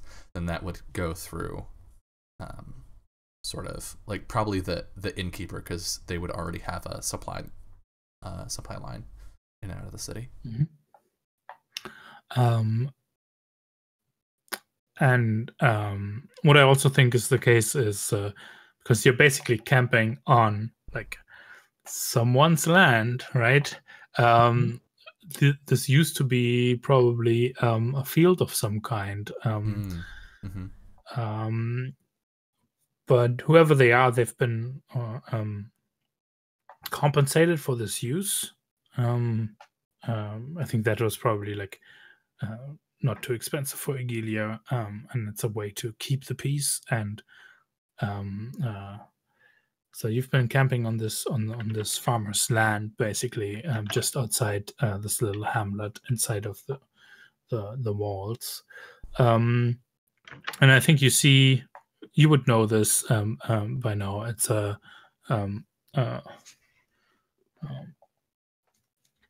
must be one of the daughters or in the family, like a young woman, like around 20-ish, like that, with like a basket full of little pots, walking into the camp.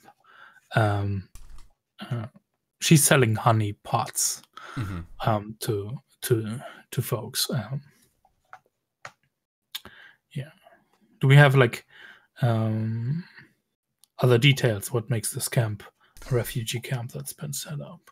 I think it's like it's almost entirely tents, probably, but since we've been here for a while, I suspect either we chopped lumber or we purchased lumber, and there are like a couple small buildings that have sprung up, where maybe it's like the frame of a larger building than most of the tents, but with like tent canvas stretched over the walls or the roof, to account for our lack of resources. What use do they, like what purpose do they serve? Mainly, I would imagine there's like a temple of some kind, a place of worship, where people can gather for prayers, and like not a tavern, but like a recreational space, right? Where people can tell stories, and then like a storehouse of some kind, which is probably the most like built structure. Is this place where we're storing what we can buy for longer term use. But I think notably there isn't like central building of governance, right? Like we don't have a town hall, and so like there's no place where we consistently meet. So we just meet at the edge of the camp every time, and all of the meetings regarding the refugees just sort of happen in public. Yeah. Nice. I was thinking there might actually be like some sort, or like somewhere for children to learn things. So long, they needed some sort of. You're cutting out a bit again. I think it might be your Discord mic sensitivity. If you have voice activation on, you might have to just slide that over a bit. Oh no, can you hear me now? Yeah. Okay. Yeah, no, I pressed to mute, so it shouldn't be voice activated. But yeah, so I was thinking that it's been here so long, there might actually be like a school for children to go to, or something like that, or somewhere they can gather at least, and, like an outdoor place. Yeah, like a little outdoor area where probably like the nuns, for example, do a reading or a lecture of some kind once a day, or don't forget like the 4 shillings the God King gave the shepherd.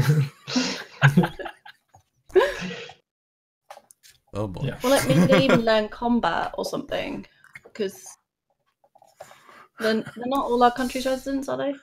No. But I mean, I guess everyone here is fleeing war, right? So I wonder if people would be averse to that idea.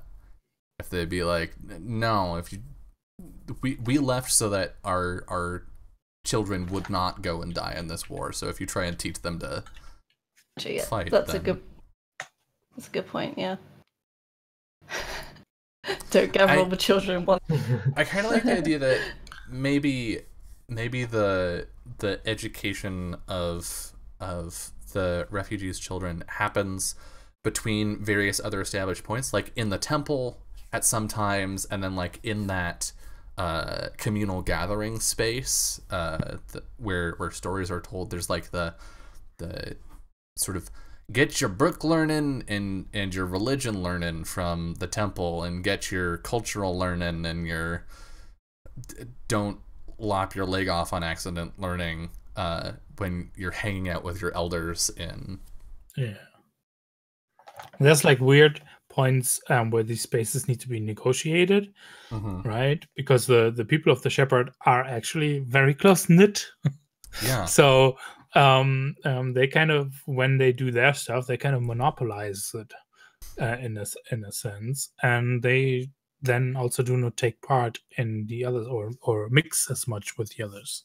But they're the most numerous here. So yeah.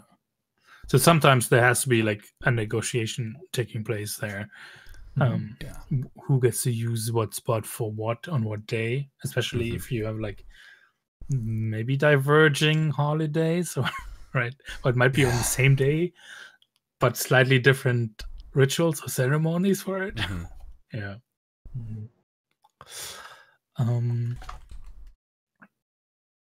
Yeah, that woman that I mentioned, I think she with a basket of honey that she tries to sell to the refugees comes past you, Dahlia. Here's a question: what are you actually on the lookout for? Any ruckus. Yeah, any kind of like crime, anyone like being rowdy, you know. I mean, it's the morning, so I suspect people are still like pretty chill, but maybe if like there's a shortage of food or something for whatever reason, or people can get a bit. But it's not like you're not actually looking for someone. If someone did something clandestine, that's not what you're looking out for, right? You're like, it's the general things that matter to you. If like someone's making trouble or something like that. Yeah. Not if like someone is stealing something. I mean, if I happen to notice that, then I'm going to stop it. Yeah. But I'm not like, That's hard to notice.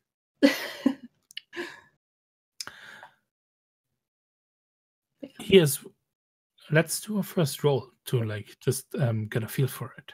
Okay. And I think this is for Dahlia, and this is about you trying to notice trouble before it starts, right? So that you can intervene early on before it gets out of hand. If you look on your stats and skills page. Okay. Yep. I am there. Yeah. So you have a stat that's called perception. Familiar.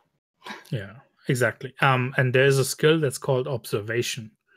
The difference between those two is observation is like trying to notice someone who's hiding something or hiding themselves. Okay.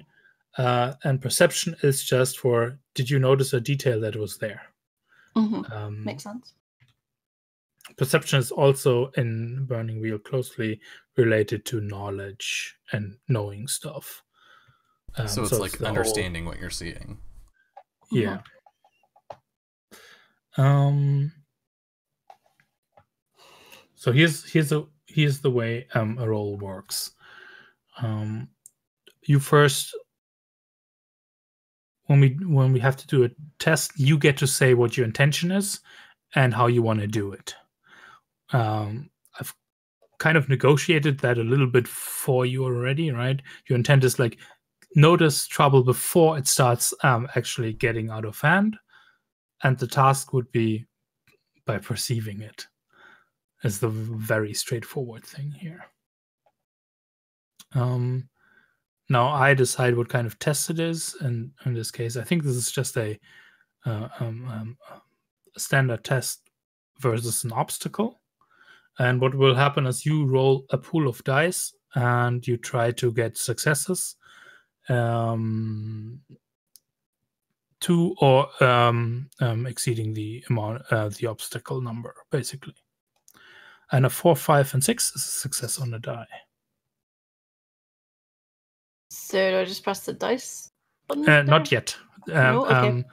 Because one super important bit is that I have to define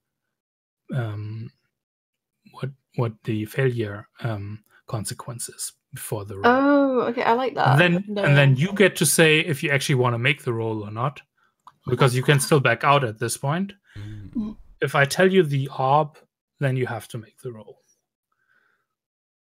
And then we can negotiate if you get like bonus dice from somewhere and that kind of stuff. Fucking. So I think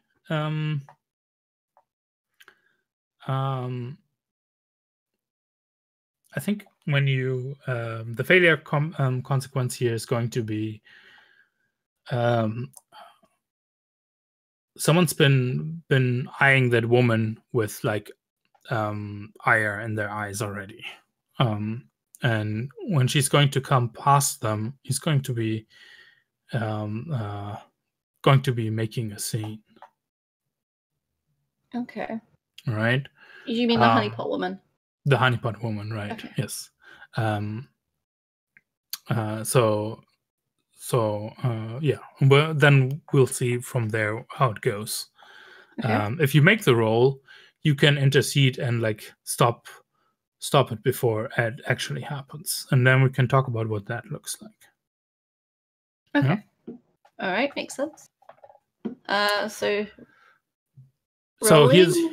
here's a question: is anybody helping you? No. Well, yeah, I was gonna say. Yeah. So like you both like really don't care if I'm not looking. I don't think Zabia you're busy. Zabia is saying prayers. Henrin's negotiating.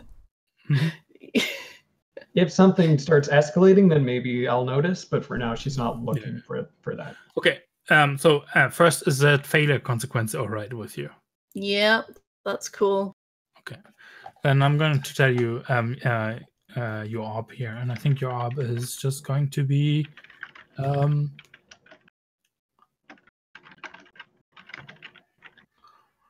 it's going to be 3. So I just have to beat a 3. You have to 3 successes. So Oh, you 3 have, successes. Yeah. Oh, okay. All right.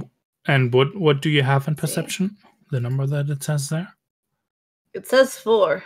Yeah, so you're going to be rolling 4 dice. Okay, and I'm guessing like 4, 5, 6 is success. Yes. Cool. Okay. Nice. Right. Is there another way to get bonus dice? So for because this is a stat roll, there are fewer ways. Okay. In this case, you could use your persona point, but it's really probably not worth it, so I'm not bringing it up. We can get into that further down the line. Okay, right. I will roll it now then. Oh, okay. Submit that, yep. What's Arthur? That's the persona one. Like, Oh, if okay, you right. use points for it. Base obstacle. There's 3. That's 3, okay. Whoa! Yes! Yay! That is formatted very strangely. Let me just scroll It's up weird so that chat it's can so see. long. Yeah. Yeah. Nice. I don't know why Cool. it does that. Yeah, you do it. Maybe it'd be red if you got a failure. Yeah, it would be red. It's red. Yeah. Okay. So you get 3 successes. And yeah, what does this look like? Right? You like So is someone looking to steal the honeypots or just harass the woman? probably to make a ruckus. Yeah. Okay. Like you have an inkling. The inkling is probably like they're going to complain that like this is extortion. Like she's asking way too much for I for see. it. Okay. So it's not about her. It's about the honey. Okay. Don't know how I'm going to resolve this, but hey ho. So what kind of sign would Dahlia notice? Like, I think you walk past, and I think the guy's name is I think it's just Cal, Kal. And he's been known to like let out his frustrations on others. So this is a like, thing he does. Yeah, it's Typical like He does on the Cal. regular. a troublemaker. And you can like, and I think you can hear the woman call out, right? She's like praising the honey, so people know as you come like around the corner, and you can already see like him, like he's like squinting, looking up where she's in, like getting up from the stump that he's been sitting on, and like standing up to get in his way. Yeah. Okay. So yeah, I think Dahlia is gonna like kind of walk past the woman and kind of put her hand on like Carl's shoulder and say, like, I'm gonna think of what I'm actually gonna say. How are you doing today, Carl?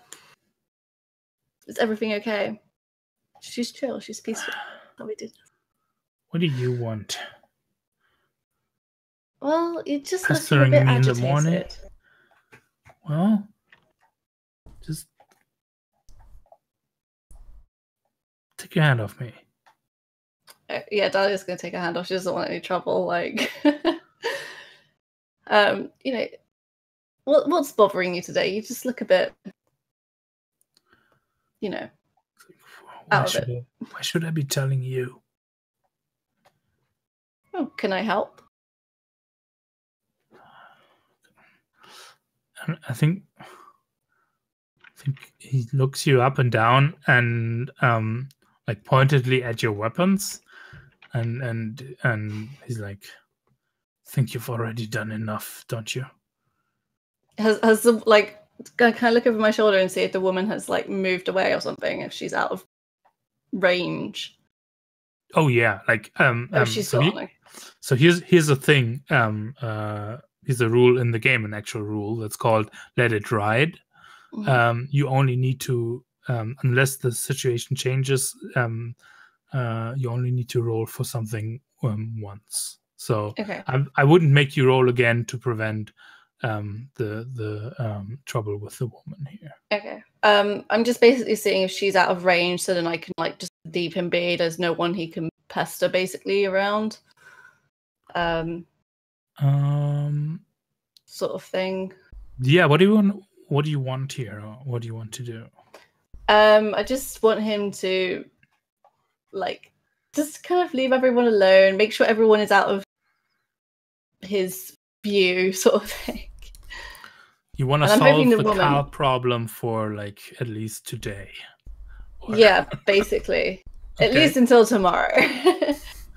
I'm gonna say like Sabi, like you notice this that Dahlia is there talking to like known troublemaker, but he always seems to have like a legitimate reason to complain about. It's not troublemaking for troublemaking's. Well, probably is, but he's smart about it.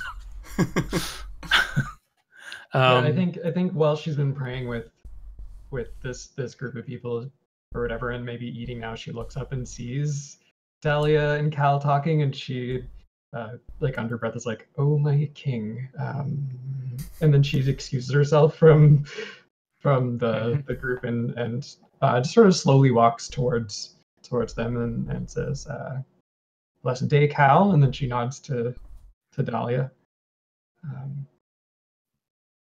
How are things? I'm being pestered by this warrior. Pestered. I think she looks to Dahlia. What seems to be the issue? Well, I just saw Carl was having a bit of a down day, and I wanted to come over and help. You know, Cal, if you maybe could spare a moment to share some words with your God Shepherd.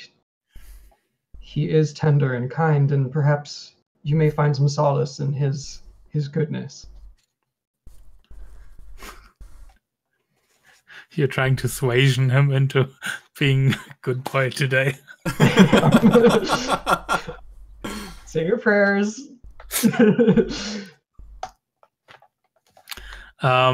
Yeah, interesting.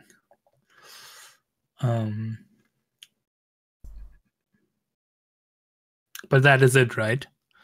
Yeah, that would make sense if you want to turn that into a skill. Yeah, I think so. So, so we can see how those work. Sure. And now, like 2 of you are there, and I guess my question for Sophie is: does Dahlia chime in at all? Dahlia is just grateful for him to have like some kind of distraction that like might work because Dahlia just didn't want to get into a fight. How can I keep him far enough away from people? Maybe I'll distract him and talk to him. So suasion is going to have it's against his will, I assume, similar to persuasion, right? Yes. Yeah, it's exactly the same as persuasion. It's just the intent is that it's good for his soul. Yeah. Yeah. So his will is 4. Oh fuck. It's like standard kind of will. It's a perennial grumpy. And here's the thing, like persuasion, like actually getting someone to do something is actually quite hard. But you can actually mechanically persuade someone. Yep. Not like you do not roll against each other. You just have to beat the person's full will number, and this would be 4. So I have to beat it or match it. Beat it or match it. Yes. Okay.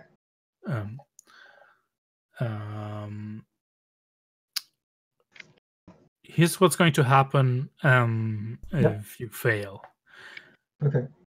If you fail, he's still going to go along with this, but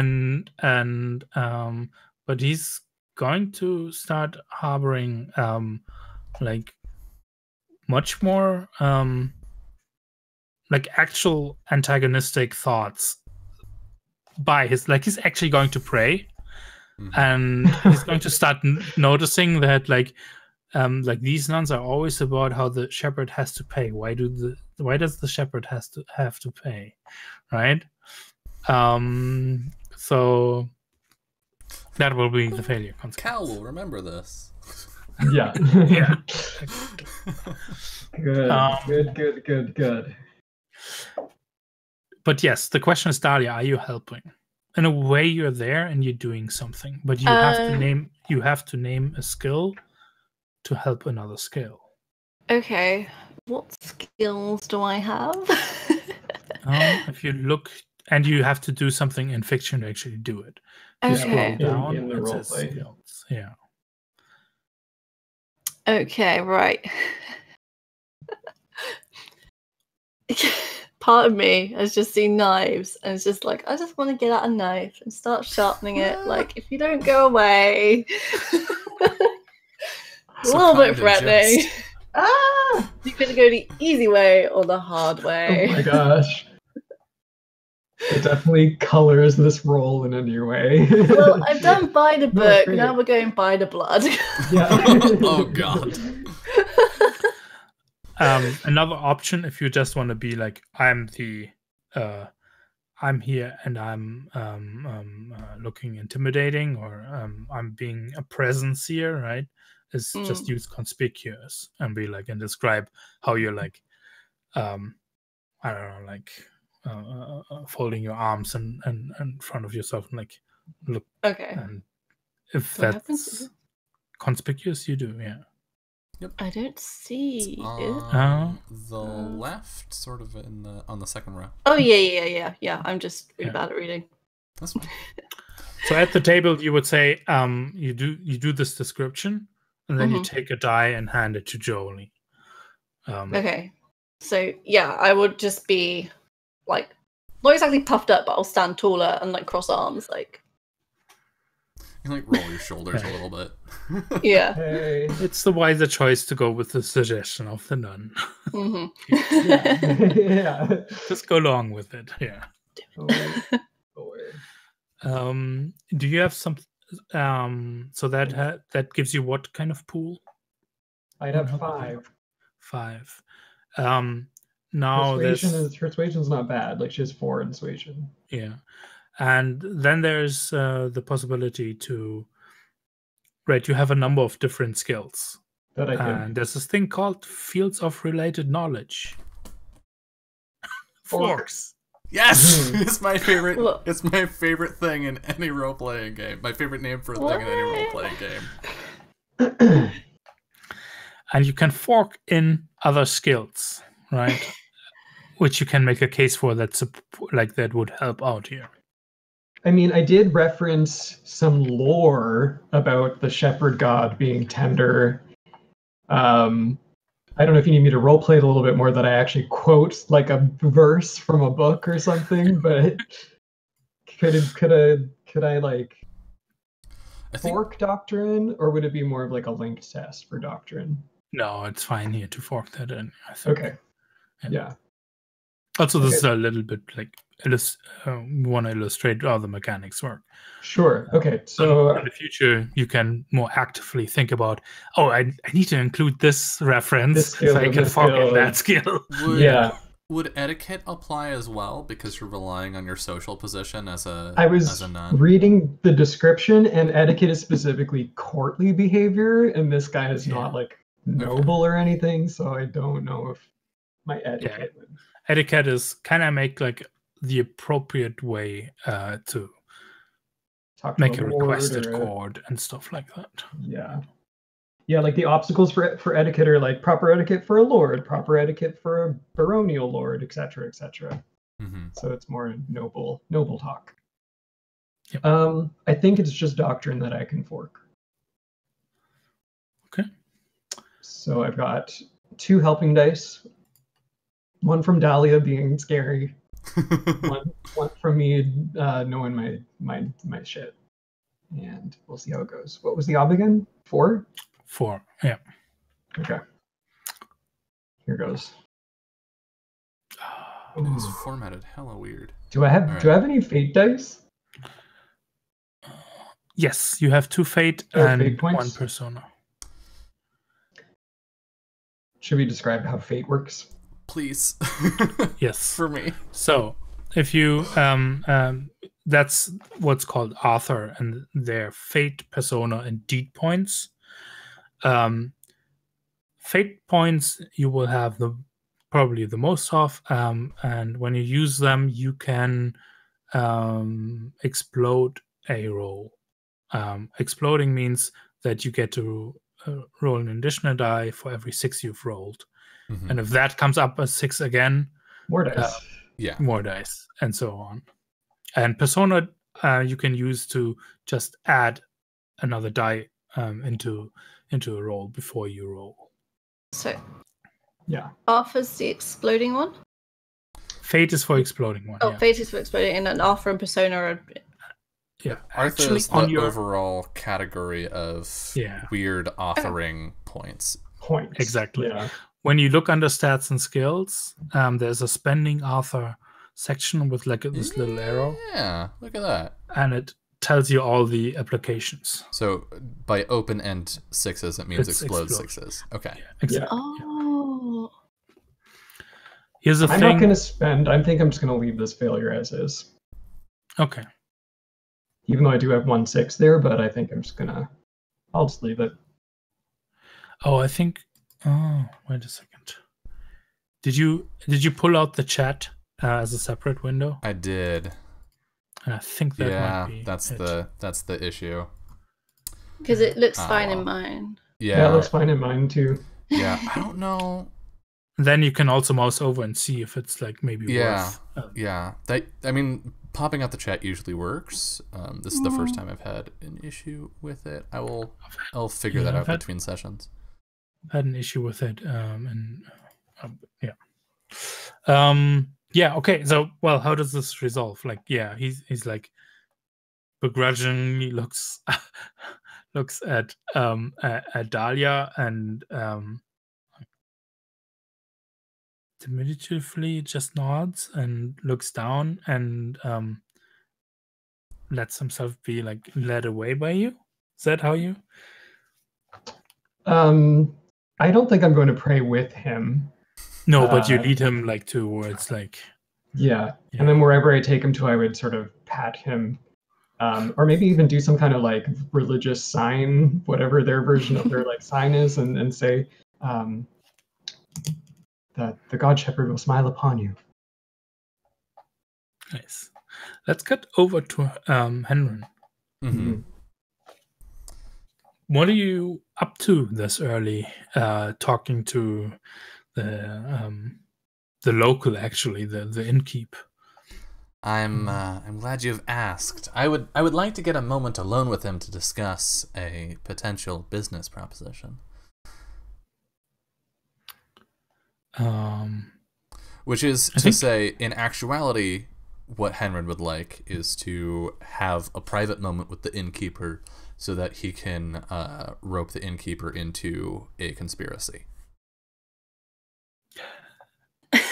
And what's the conspiracy? Like, what does it look like? The conspiracy, so take him aside. Yeah.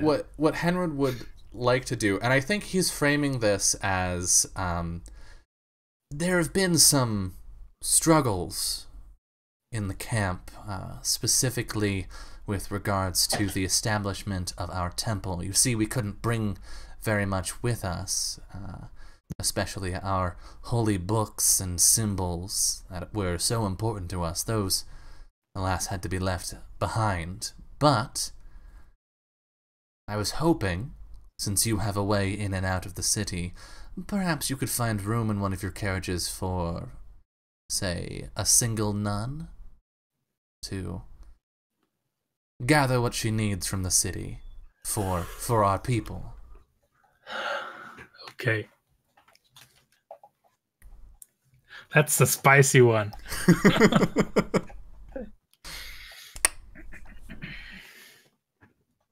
That's what I'm here for.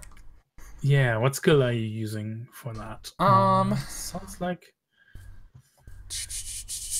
persuasion, probably. Yeah, sounds like persuasion. Persuasion.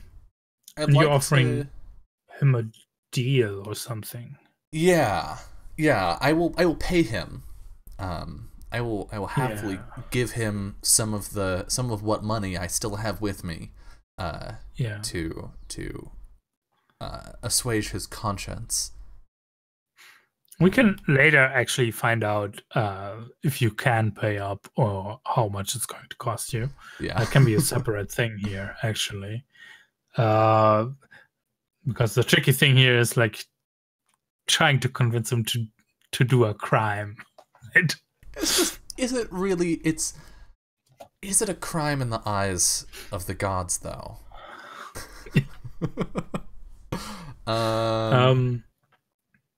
I think he immediately like gets nervous and it's like that's they do search those at the gates. Well, could you perhaps send her along with the couriers themselves?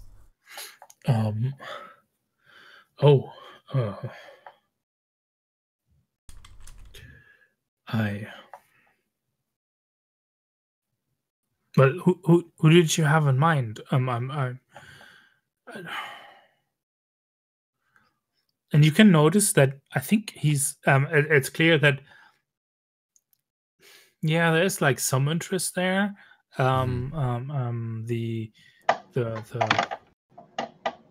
He's interested in making coin, and if this is a thing that actually like. It's the guard's business if they let someone in that's like openly presenting themselves, right? Mm-hmm. So your take on like... Yeah, I'd like to lean into my inconspicuous sort of with like, of course I'm just a reasonable person asking a reasonable, like making a reasonable request to help these poor disadvantaged people, and why would I have any other ulterior motives? And I think when he asks, "Do you have anyone in mind?" I will be quick to assure him that this it was not my idea. I was merely speaking with Sister Zabia of the Reverend Heart, and she felt that since we have been talking, maybe you would lend me your ear. I am merely a go-between. Yeah, okay. I mean, yes.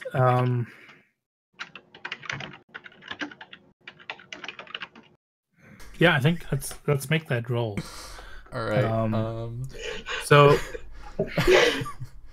I'm going to say like your idea with like she can just ride along with one of the cards, right? So it's going to be the guard's final decision, and it will not incriminate him.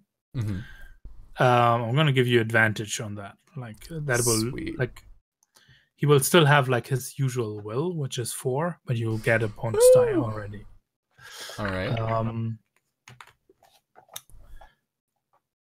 But let's think about what's the failure consequence. Yeah, because I like this take, right? I know what you're going. Like you need to test someone, and I like it. And we'll see if they're even open to being tested. Yep. That'll be a separate thing. I think the failure consequence is I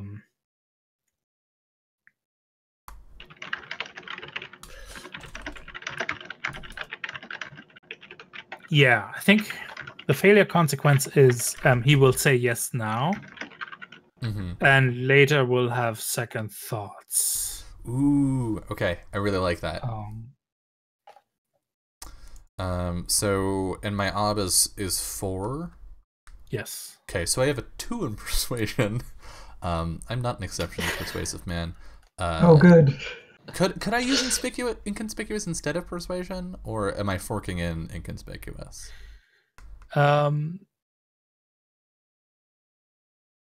You're forking in inconspicuous. Okay. Yeah. So that brings me to 4.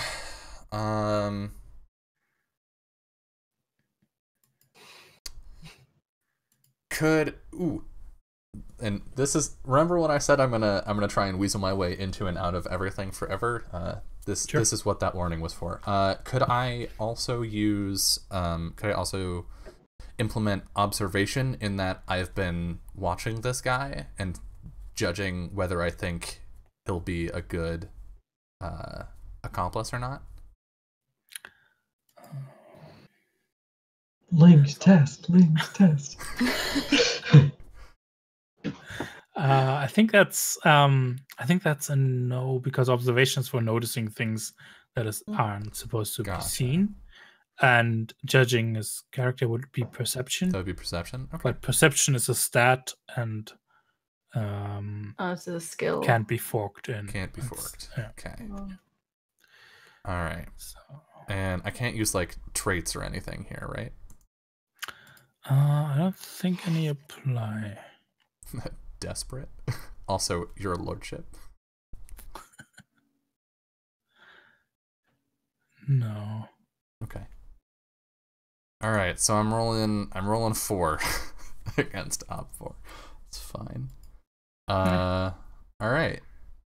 So I'm gonna press roll skill, and then for modifiers I'm gonna put 2 for my 2 helping dice, right? Yep. Artha, nope. Obstacle 4. Good fucking luck, me. Alright, let's scroll up. Oh, not so much. Nuh-uh.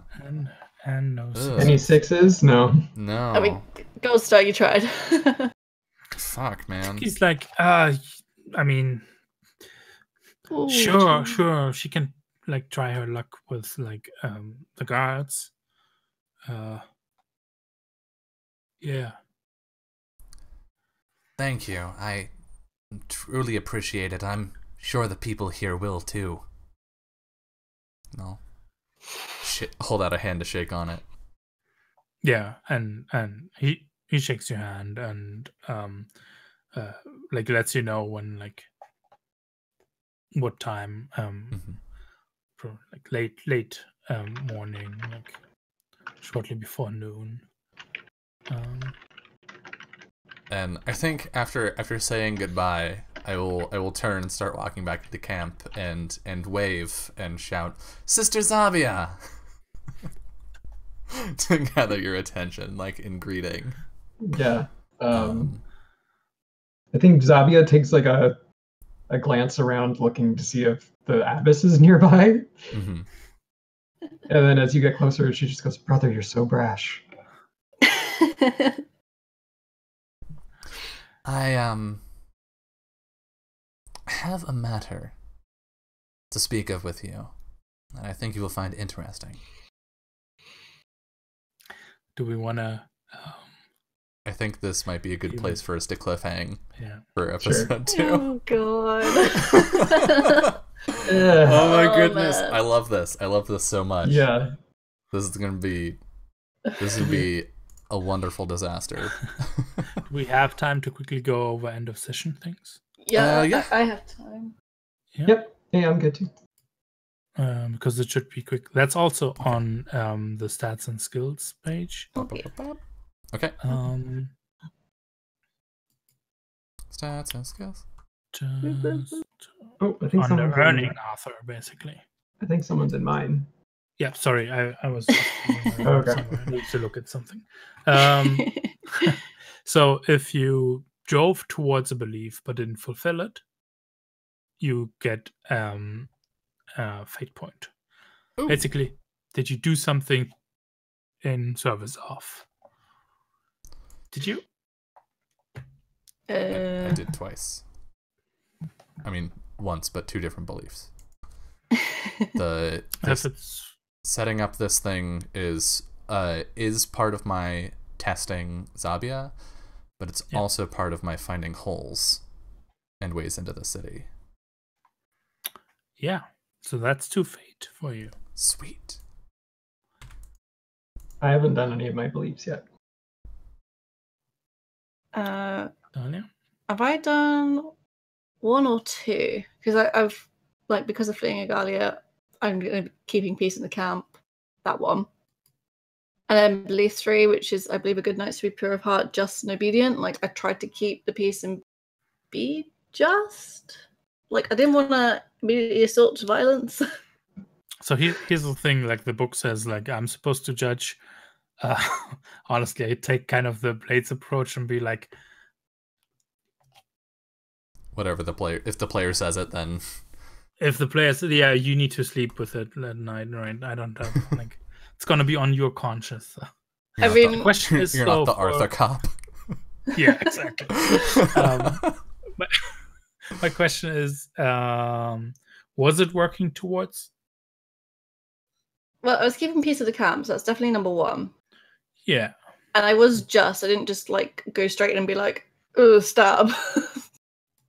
Or I tried to go and be kind and nice. Yep. So okay, that's I'm going to call that 2. 2 fate, yeah. I don't think anybody fulfilled theirs yet. Right? No. Nope. You get a persona.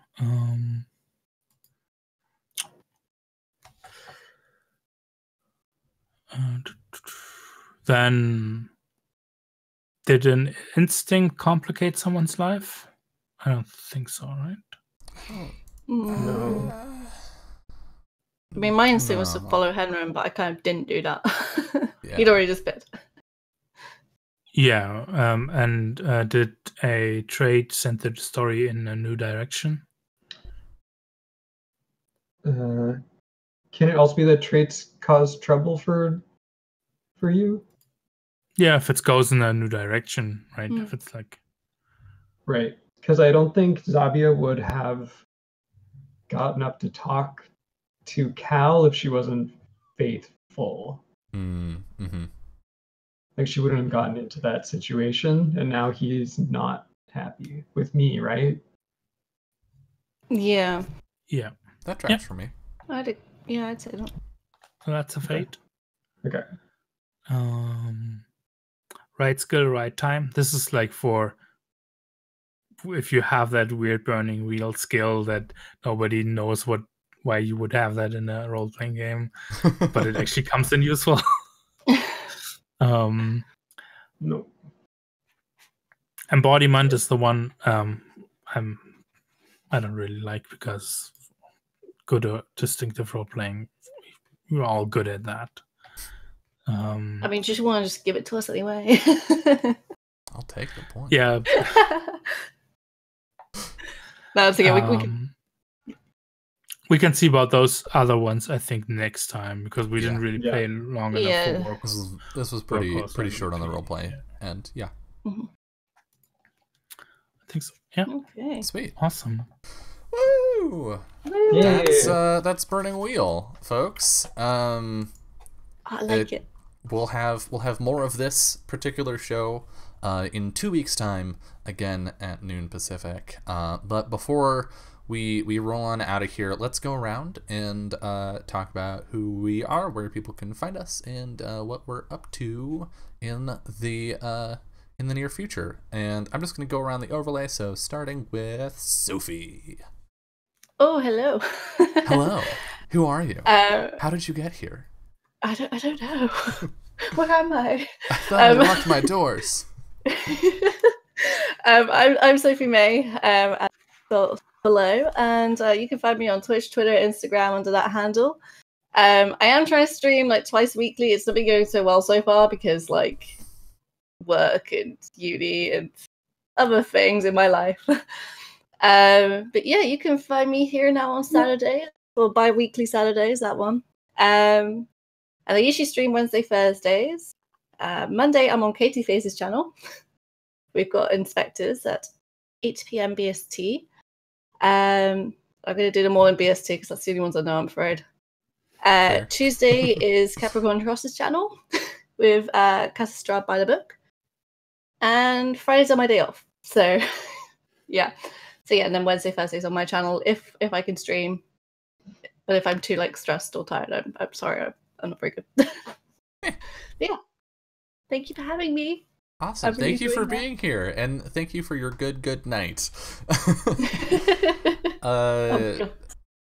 Resident creepy spirit lady player, Jolie.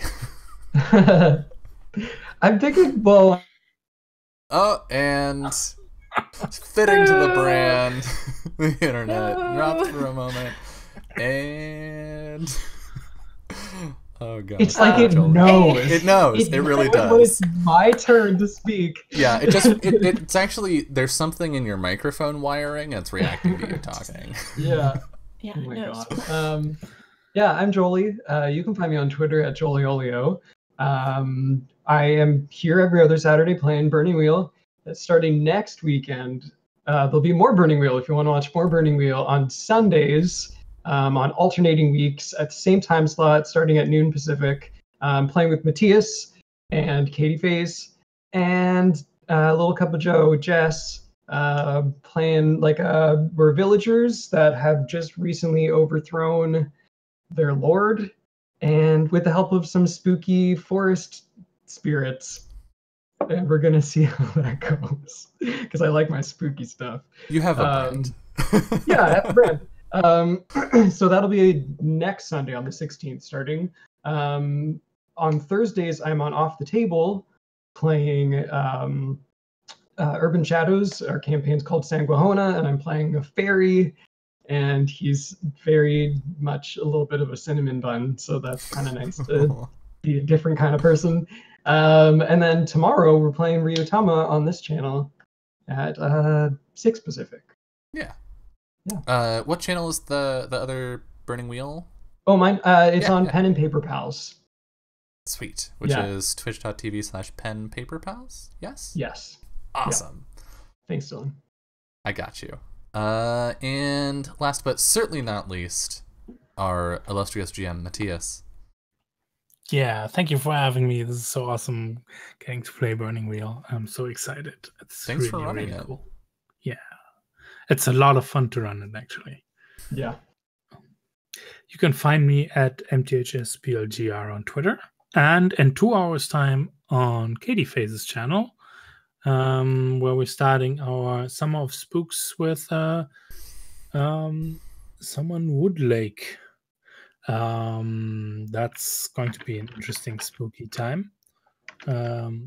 Monday, like Sophie just said, also on Katie Faze's channel, playing Inspectors.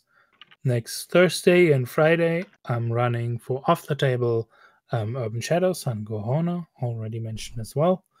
And next Saturday, I'm starting my Cthulhu Dark campaign for Summer of Spooks. A game I have wanted to get out there for a long time now, and it's going to be interesting. And then Jolie on Sunday, so not tomorrow, the week after, and then we'll be coming around here again. And I think that's all. It's a lot of starting right now. It's super exciting. Good summertime. Heck yes. And I am Dylan. You're on my channel right now, whether you're watching this live or on YouTube. You probably already know where to find me, but I'm going to go over some stuff anyway. You can find me at AnarSS on Twitch, Twitter, and YouTube. Also, a bunch of other places. Check out the Patreon there, patreon.com/AnarSS, where you can support this show and all the other creative things that I do, and the Discord, where you can come yell with us about how dramatic our characters are, because, oh boy, this is gonna be so good. I'm so excited. And if you like seeing my face and hearing me talk, which hopefully you do, there's gonna be a lot of that this week because E3 is happening, and I will be co-streaming 5 of the conferences this year.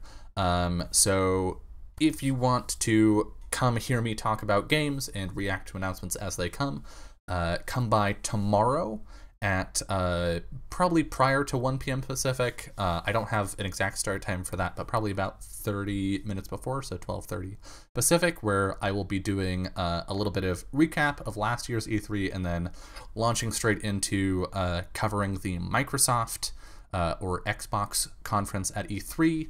And then later in the evening tomorrow, as Jolie mentioned, at 6 Pacific, we will have the next episode of Legends of Mahoria. Then Monday, I am covering 3 of the conferences. I believe that's all 3 conferences on Monday, actually. Starting with the PC Gaming Show at 10 a.m. Pacific. That is really early for me as someone who usually gets up at like 11 a.m. And then the Ubisoft conference, the Square Enix conference, and then again on Tuesday at 9 a.m. where I will potentially be an actual zombie covering the Nintendo Direct conference at E3. But the exciting part of that is not just that I will be there, but that PB, good friend of the channel and previous player on other games, will be joining me for Microsoft, Ubisoft, and Nintendo conferences, and we may see some guest spots from other people that you've seen around the channel come and hanging out with me, talking about the games that are shown, the announcements that happen, all of that fun stuff. So definitely come by and check all that out. Follow me on Twitter for detailed information. I'm done talking about myself. Thank you all so much for watching. This has been an absolute blast. From the character creation to the actual roleplay, all of it was great. And right there, getting in under the wire. Rock, thank you for the 200 bits. Thank you all so much, whether you chatted or lurked or are watching this on YouTube. I really do appreciate. I know I say this every time, and I feel like when I say it every time, it loses its impact, but I say it all the time because I fucking mean it. Like, every bit of participation really makes a huge difference to me, so thank you so much. But most importantly, have a wonderful rest of your day.